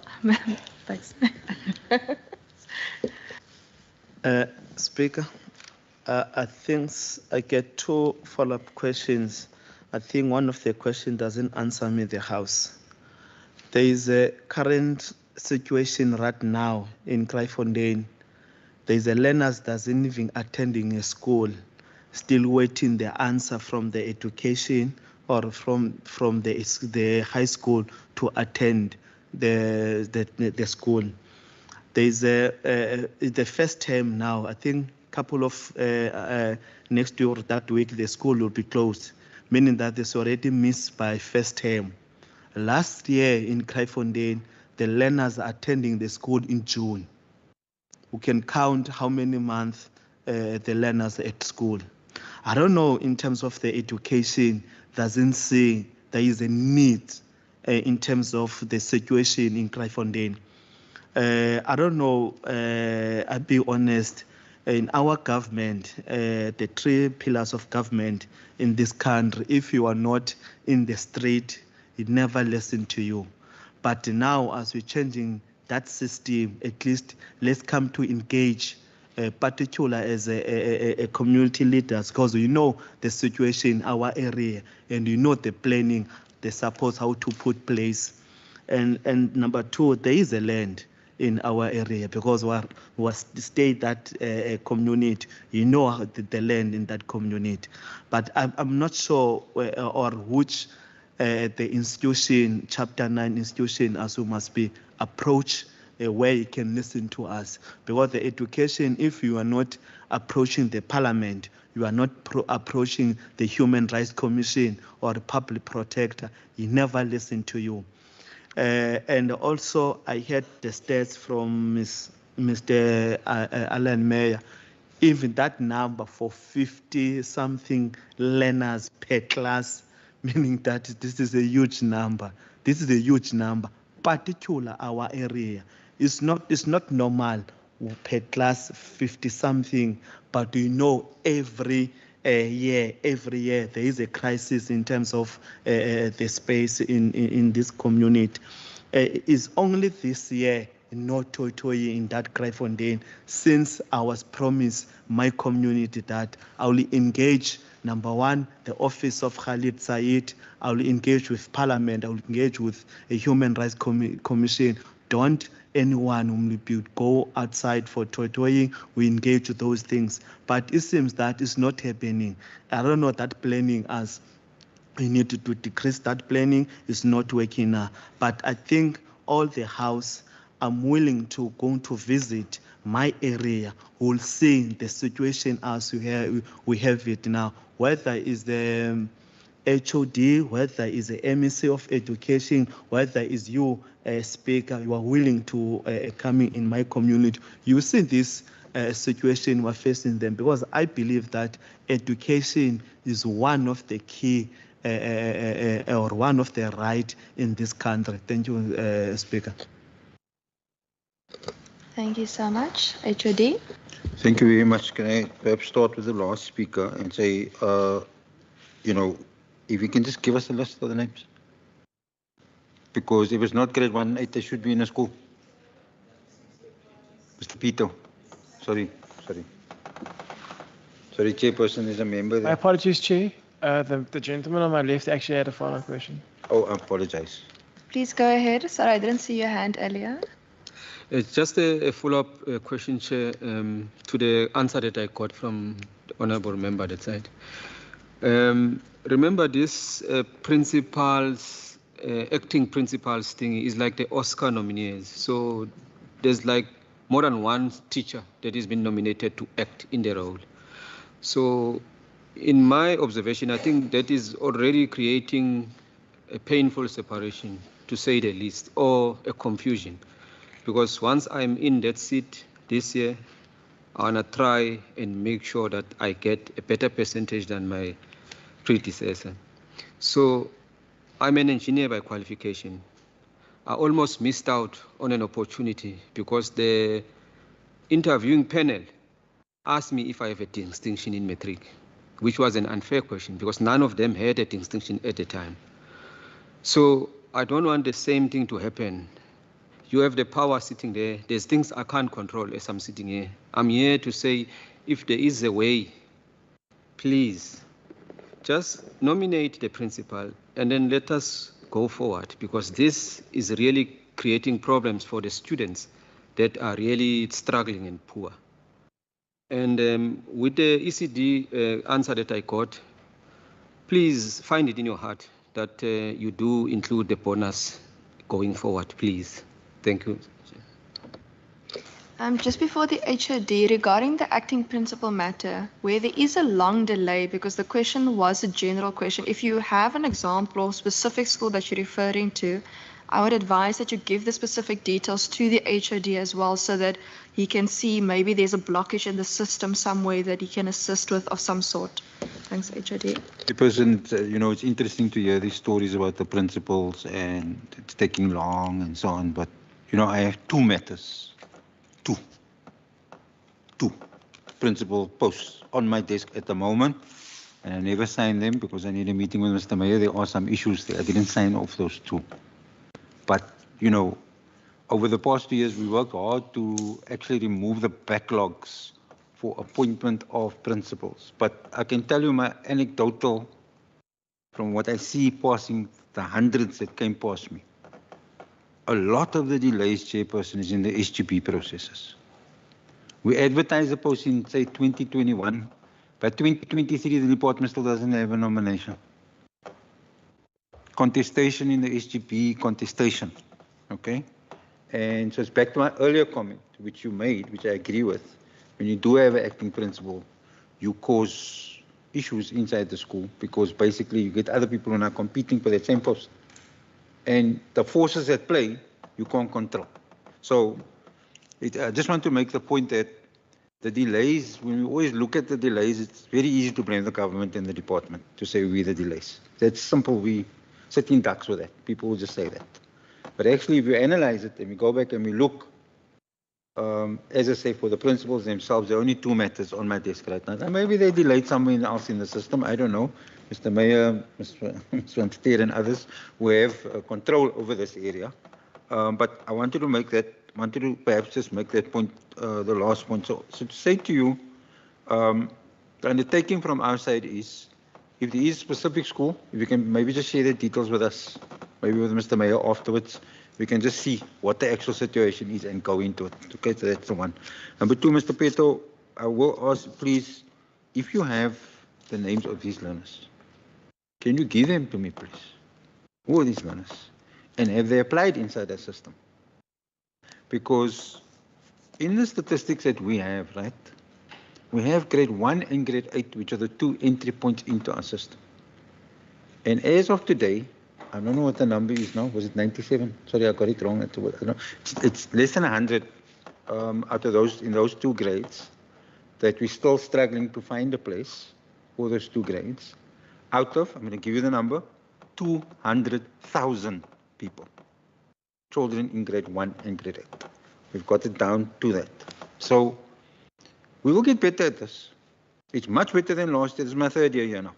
This is much better than last year, much better than the year before. I can't speak for the previous time because I wasn't here. But this is my third year in the post. So I see the improvement over time, but obviously we will get to a point where we have perfection, hopefully. I'll ask Mr. Peto to just supply me with the numbers. I'll give you an email address. You can send me the numbers. I'll speak with you afterwards if we can do that. So let me deal with the issue of mastitis, just to deal with the first part of your question, which I guess you're asking about home-based education. When you say non-formal, I'm not quite sure what you meant by that, because the only thing I can think of would be home-based. No, it's not just home-based education. The work that we do is teaching people skills to be able to become self-sufficient, to support themselves. Because as we know, in our experience in our communities, a lot of the, not the youth, the young adults, I would say between 18 and 35, those, the high school dropouts who don't have degrees, etc., they go into their own little business type of business. So we do training and educating workshops on our own funds and on funds that we rely to get from donors from abroad. Okay, so the department has a big extensive program called Life Orientation, where a lot of work in relation to that is done, but maybe Mr. Mohammed is better placed to comment specifically, and Mr. Mayor specifically on the issue that you raised. However, I do want to speak on the other matter you raised, which is about Heathfield High And the first thing I want to say is we're not going to comment on the case because the matter is before arbitration at the moment. So we're waiting patiently in relation to the outcome. Do want to give the House the assurance that we, in that school, we have a principal there now. The school is stable. There are lessons taking place. There's a lot of effort being put into assisting learners with tutoring classes and others. But Chairperson, you cannot operate in an environment where people somehow deliberately want to undermine the environment. No principal can deal with, you tell a teacher, go to the class, and they say, I won't. No principal can deal with it. I can't deal with it. Some of my people must do that, you know, we will deal with it. So I'm just making the point that in terms of stability, this is back to the question the gentleman behind you said, asked. In order for stuff to grow, you need stability. And basically what we've done in Eastville now is bring that stability and we will grow from there. That's what I just wanted to say in relation to that matter. Mr. Mayor, you can maybe just talk about the question of that Mr. Tate has raised in relation to working with others and, you know, what are the other things that can actually be done to actually help the learner. If you can just do that, and Mr. Mohammed, if there's anything you want to add on the life orientation, you're free to do so. Thank you. So in the skills area, we also work very closely with the Department of Higher Education and Training. So a lot of overage learners, remember we are only up to a certain age within basic education, and then learners go over to higher education. So within our community AED centers, we also provide skills training for learners, but that is in the Department of Higher Education. They manage those facilities, and they also manage the TVET colleges, where learners are able to do skills, further skills development as well. So within our sector, we provide for 3-stream within our schools, particularly within our public special schools. We have School of Skills as well. So for example, in your area, there would be CAFDA, there's a few in Mitchell's Plain as well, where kids actually go and do skills training as part of the school curriculum up until a certain age. But if it's learners who have left the system, then they could go to the AED center, where there are various skills programs that are offered and funding available for skills to be students to be trained. And they actually pay stipends as well to learners who are over age to be in a public ordinary school. They provide a stipend, they provide the training, and in a lot of the cases, they actually look at further employment after that. So those centers offer those services. Basic education, we deal with learners in our public special schools with skills training, and Mr. Mohammed will speak about further developments within our sector as well to offer some of that. But learners who have left the system, those are the opportunities that are available to them. We can share with you contact details of officials within the Department of Higher Education and Training who provide that kind of opportunities to learners. Thanks. Thanks, Chairperson. So if I understand the question, it is funding for non-formal programs that non-governmental organizations offer. As Mr. Mayor is pointing out, ours is a basic education responsibility, and the age cohort you mentioned is 18 plus, so that's post-schooling. The suggestion we can make is that there is a strong CETA system, and the CETAs offer learnerships. So we can put you in touch with there's 23 CETAs that operate in this province, for example, and the ETDP CETA may be the most natural one to approach first. Would be the one source where, you know, of possible funding locally for NGOs. See if I can maybe just respond to the question around learners who struggle academically and possibilities of alternative pathways. So earlier on, I indicated that we are working on the incremental expansion of access to opportunities for the 3 streams. So in other words, more technical vocational subjects. I've just asked my colleagues to indicate whether there is a technical school or schools in the Khayelitsha area that are offering technical subjects, and we can share that information with you. But we are working as a department on incrementally expanding opportunities for learners who are not academically strong. Thanks, Chair. Thanks. I know Ms. Daniels, sorry, Mr. Mayor. Sorry, just before Ms. Daniels, Joe Slovo offers technical subjects in the Khayelitsha area. Thanks. Ms. Daniels, you had your follow-up?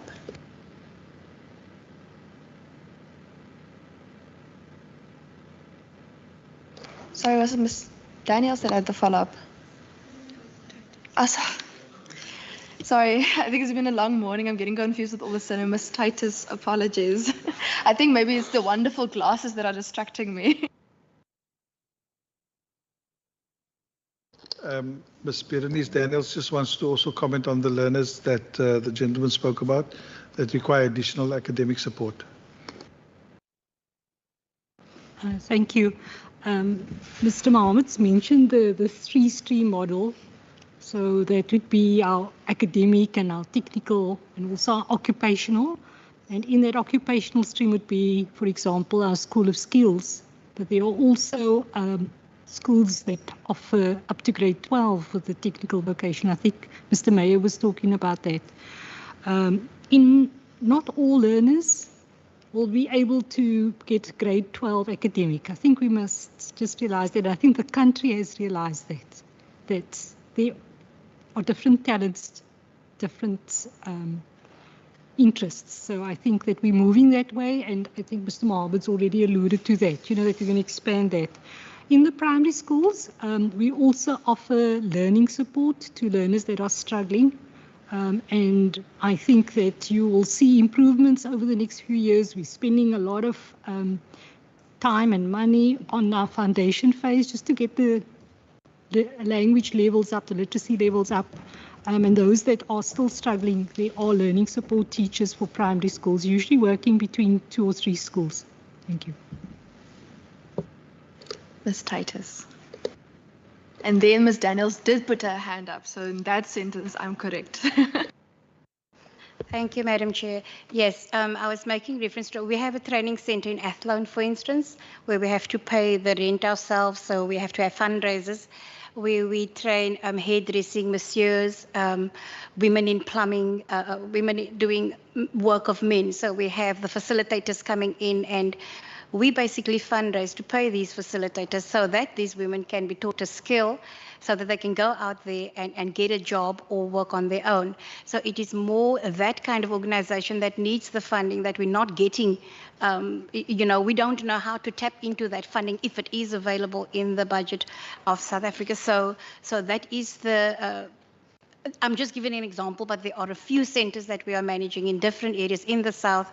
And if we look at the areas that we live in, you cited CAFTA. We live in Parkwood and Ottery and Lotus River and there. So for us, if you come from an area like Parkwood and you cross the border to go to CAFTA, there's no telling whether you'll come back because of the crime level. So what we're then asking is, so where are the centers available for those areas, very vulnerable areas, where there's high unemployment coupled with illiteracy, because the two goes hand in hand, and then it has a ripple effect. It goes over into gangsterism, and then we become the crime areas in our communities. So what we are trying as the non-formal education organizations is to actually take those people under our wings and teach them to become self-sufficient and to break away from gangsterism and stuff like that.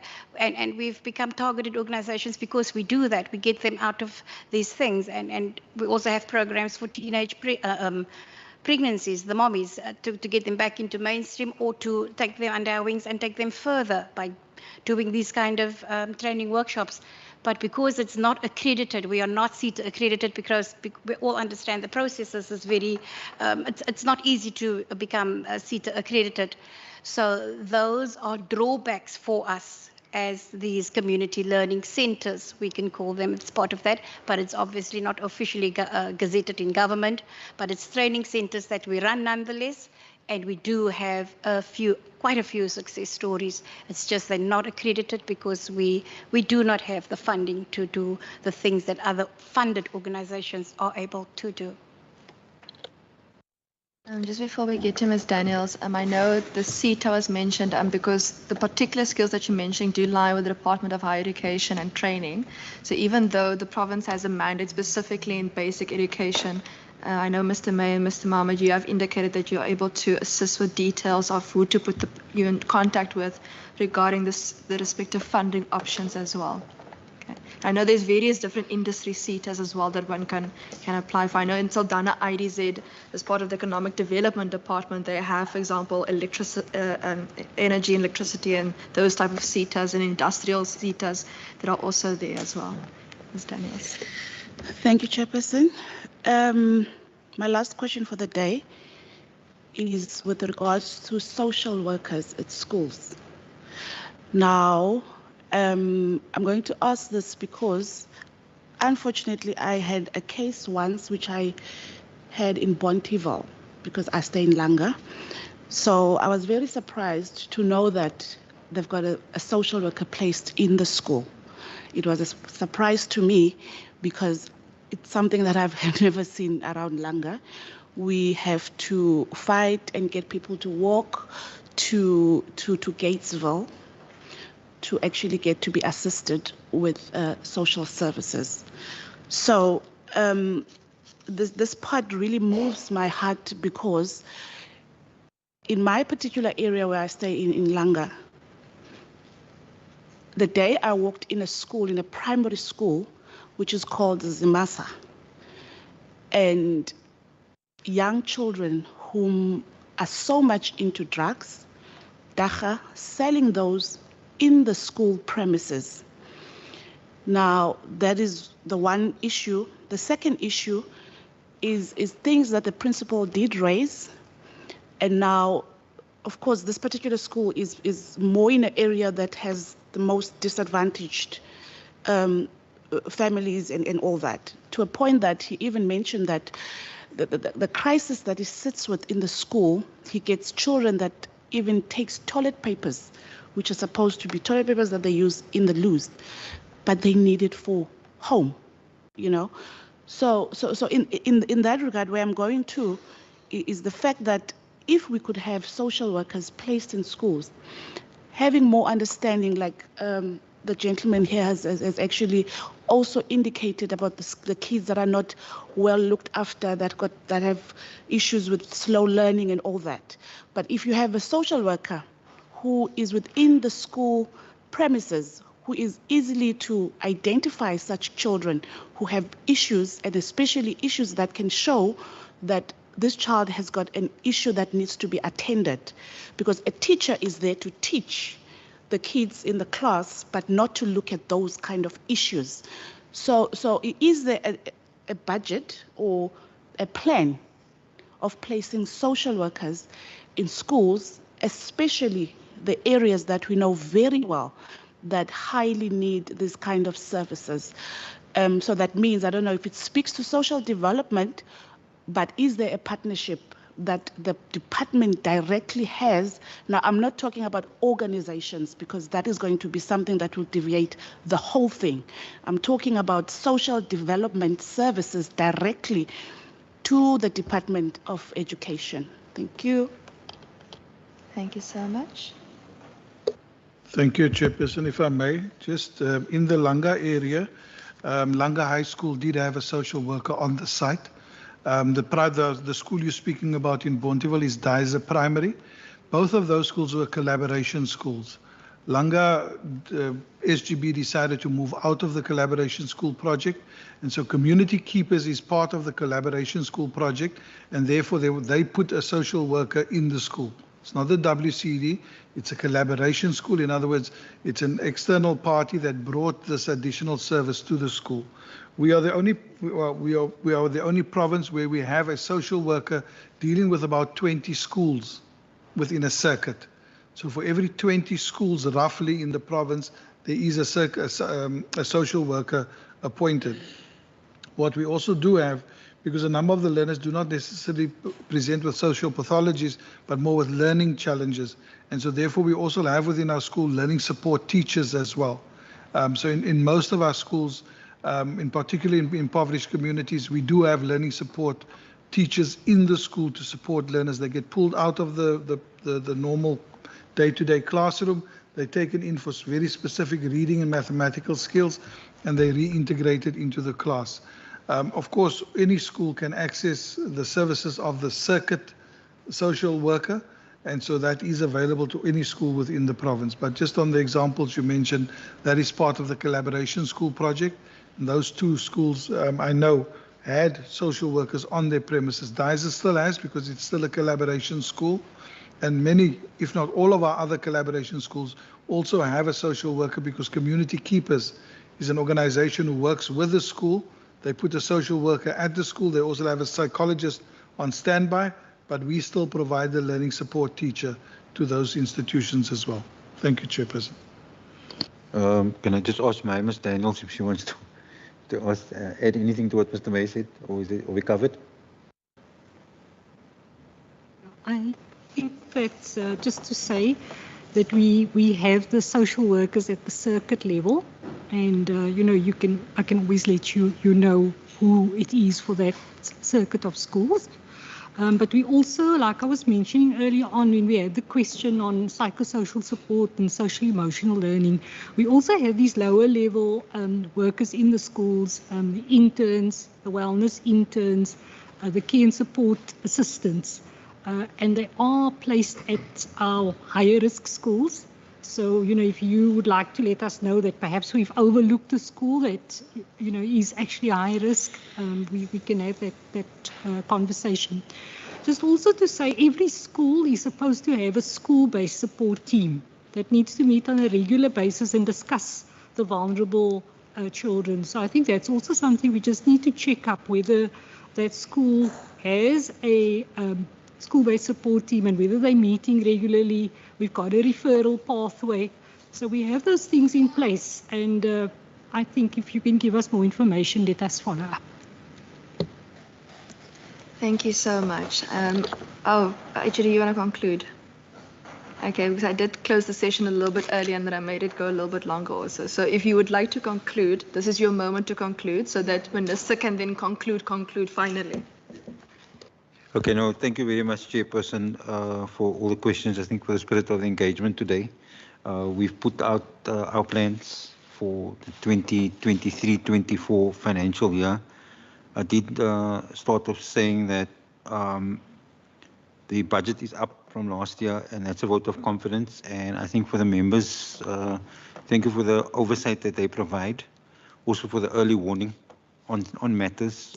Please continue to bring those matters to our attention, because it is best to deal with things when they first rear their head, Chairperson, rather than when it's a raging fire. So we do rely on the oversight of the members to do that, and then to thank them for the questions and the interrogation of our budget, but then also to the members of the public who have come here today.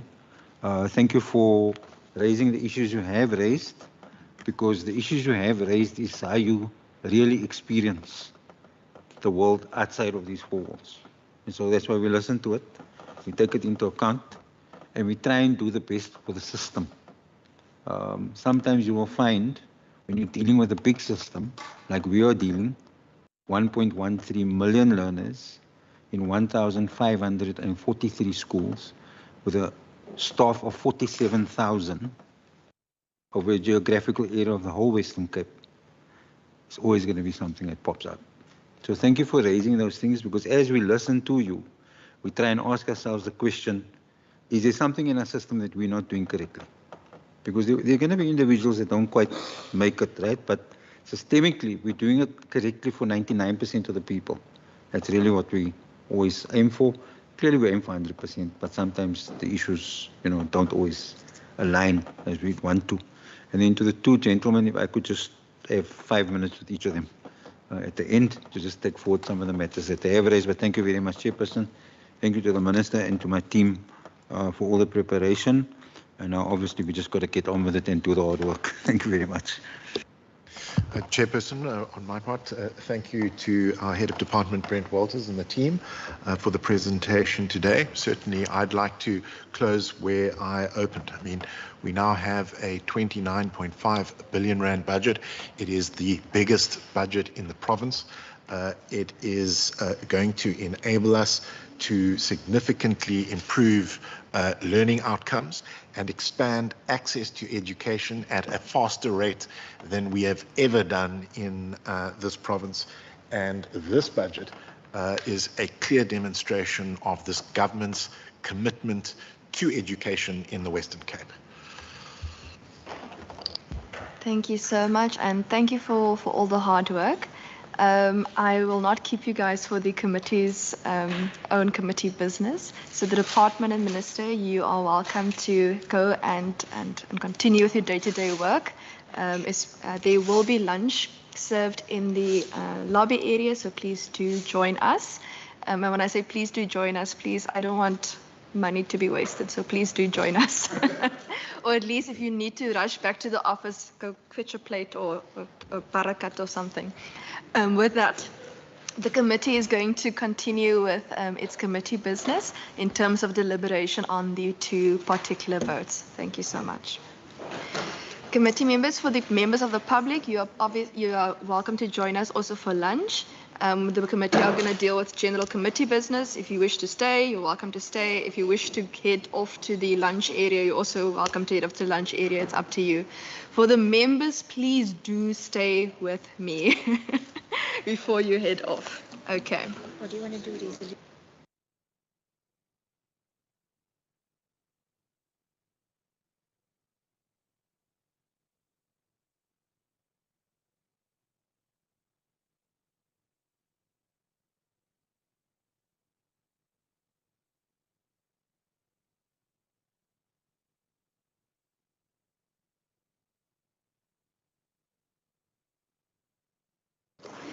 Okay, colleagues, with that, we are going to deal with the consideration of the Vote 5, Education in the Schedule to the Western Cape Additional Adjustments Appropriation Bill 2022-2023 Financial Year Bill 1 2023. That is the draft committee report, and we have to now indicate whether we support or do not support the respective vote in the schedule. If I could get information from members, Member Syed, Member Fry, okay, in that order. So just a quick question. So then this means that we are not going to then need to sit next week. I see there are some committees that are So first we have to, finalising. so first we have to indicate how we wish to vote. Ms. Hassan Musa puts it into the report for us, and then she does all of the nice English. And then if we can adopt both reports today, because we are 50 minutes ahead of schedule, then members do not need to come back simply for the adoption of a report. I like to think of us as a very efficient committee, and I would like the members to assist me in ensuring we remain an efficient committee. Member Fry. Thank you, Madam Chair. I move to adopt the report. Member Fry, you must first tell me whether you support the vote or not. I support the vote. Okay, you support. Do I have a seconder for the support of the vote? I see Member Plato. Okay, so Member Syed. I just want to register the minority. What is your minority view? Chair, we are not supporting the vote as the ANC. Okay, thank you. So the ANC does not support the vote. You can just type that in, please. Chair, sorry, Chair, I don't have to say anything, but I support, Lord. I support. Thank you, Member Christians. When we support, we don't need to, what do you call it, itemize or identify every part. It's just when we have a minority view that we write it in. But thank you so much. Okay, so just take out the word draft for now. Okay, no, it's fine. Okay. So I'm just going to read the draft committee report for adoption on the additional adjustments budget, report of the Standing Committee on Education on Vote 5, Education in the Schedule of the Western Cape Additional Adjustments Appropriation Bill 2022-23 Financial Year Bill 1 2023 dated 17 March 2023 as follows. The Standing Committee on Education, having deliberated on the subject of Vote 5, Education in the Schedule to the Western Cape Additional Adjustments Appropriation Bill 2022-23 Financial Year Bill 1 2023 referred, let's just take the full stop out, referred to the committee in terms of Standing Rule 188 reports that it supports the vote. In accordance with Standing Rule 90, the African National Congress expressed its minority view to not support the vote. Members, is this a correct reflection of the vote? Okay, Members Fry and Syed adopts the report as such. Now we will deal with the main budget deliberation. We are now dealing with vote 5, education in the schedule to the Western Cape. No, Deirdre. Vote 5 in the schedule to the Western Cape Appropriation Bill, Bill 2 of 2023.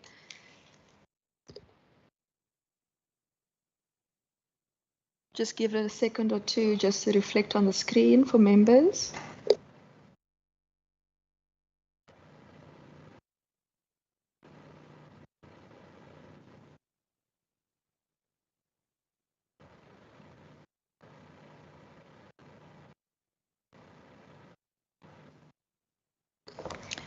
Thank you so much. Members, here is the draft report where we have to indicate support or not support for the main budget vote. Member Fry? Madam Chair, I support the vote.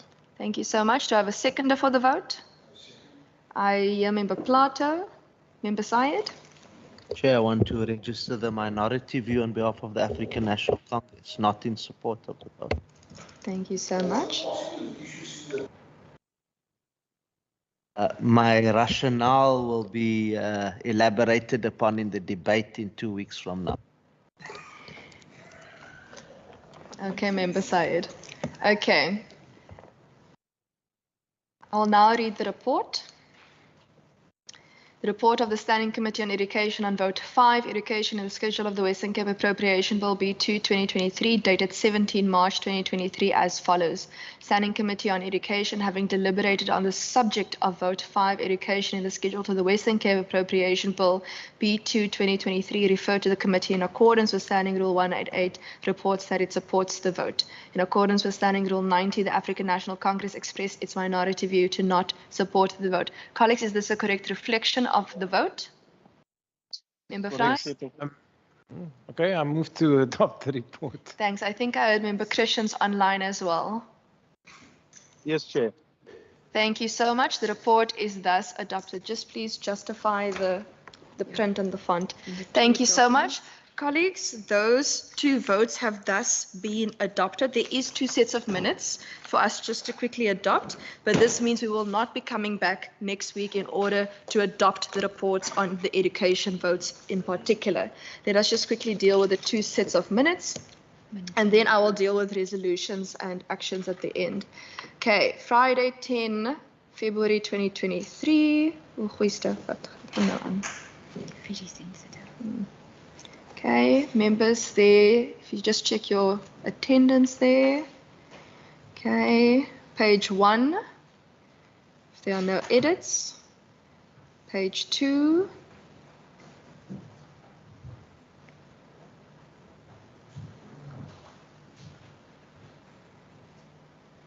Okay, if there are no edits on page 2, page 3. There's no recommendation. Okay, if I could get a mover for the report, for the minutes, Member Fry? Yeah, I move the minutes. Thank you so much. Member Syed seconds the minutes. The minutes are so adopted. Let's go to the report of 14 February 2023.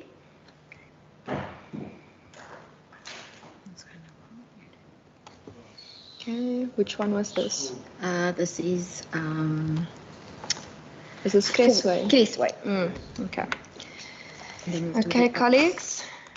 It's not too long of a document. So this was the oversight visit to Cressway, 14 February. Okay. There is delegation, procedural officer who accompanied us. Overview. 2.1, the key aspects. That's where it starts on page 1. If there are no edits on page 1, page 2.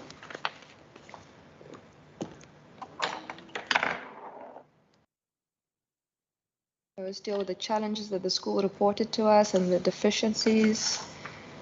Okay.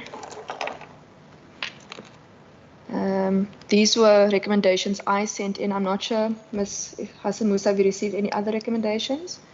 Okay, colleagues, if you can just read through that to see whether you're in agreement.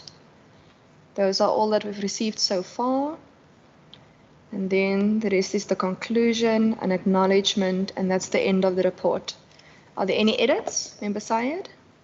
No, Chair, I want to move for the adoption. Thank you. If I can a seconder. I'll second that. Thank you, Member Fry. The report is so adopted and will be ATC'd accordingly and sent to the department and the respective stakeholders. Colleagues, with that, are there any resolutions that's stemming from today? Going once, going twice. Ms. Hassan Musa, if you have noted anything.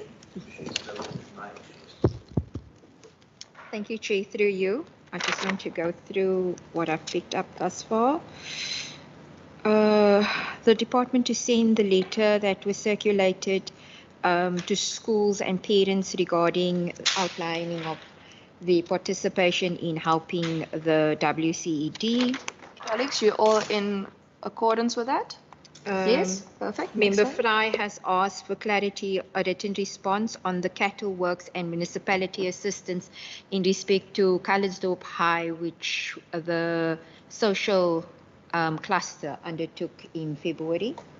More information on that. And colleagues, in accordance with that one?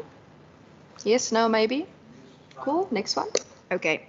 Member Sayed has asked for a written response on the tutors offered at mod centres across the Western Cape.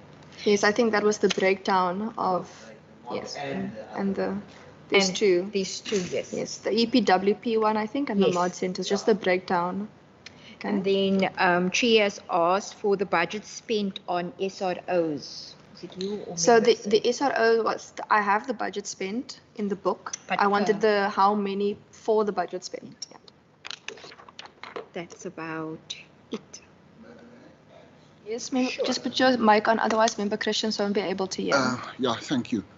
A soft issue for me on page 176, the autism spectrum issue. There's not enough talks in public about that. Maybe they are, I'm not so sure about it. But if the department could just come and enlighten us a bit more about that, and maybe we could.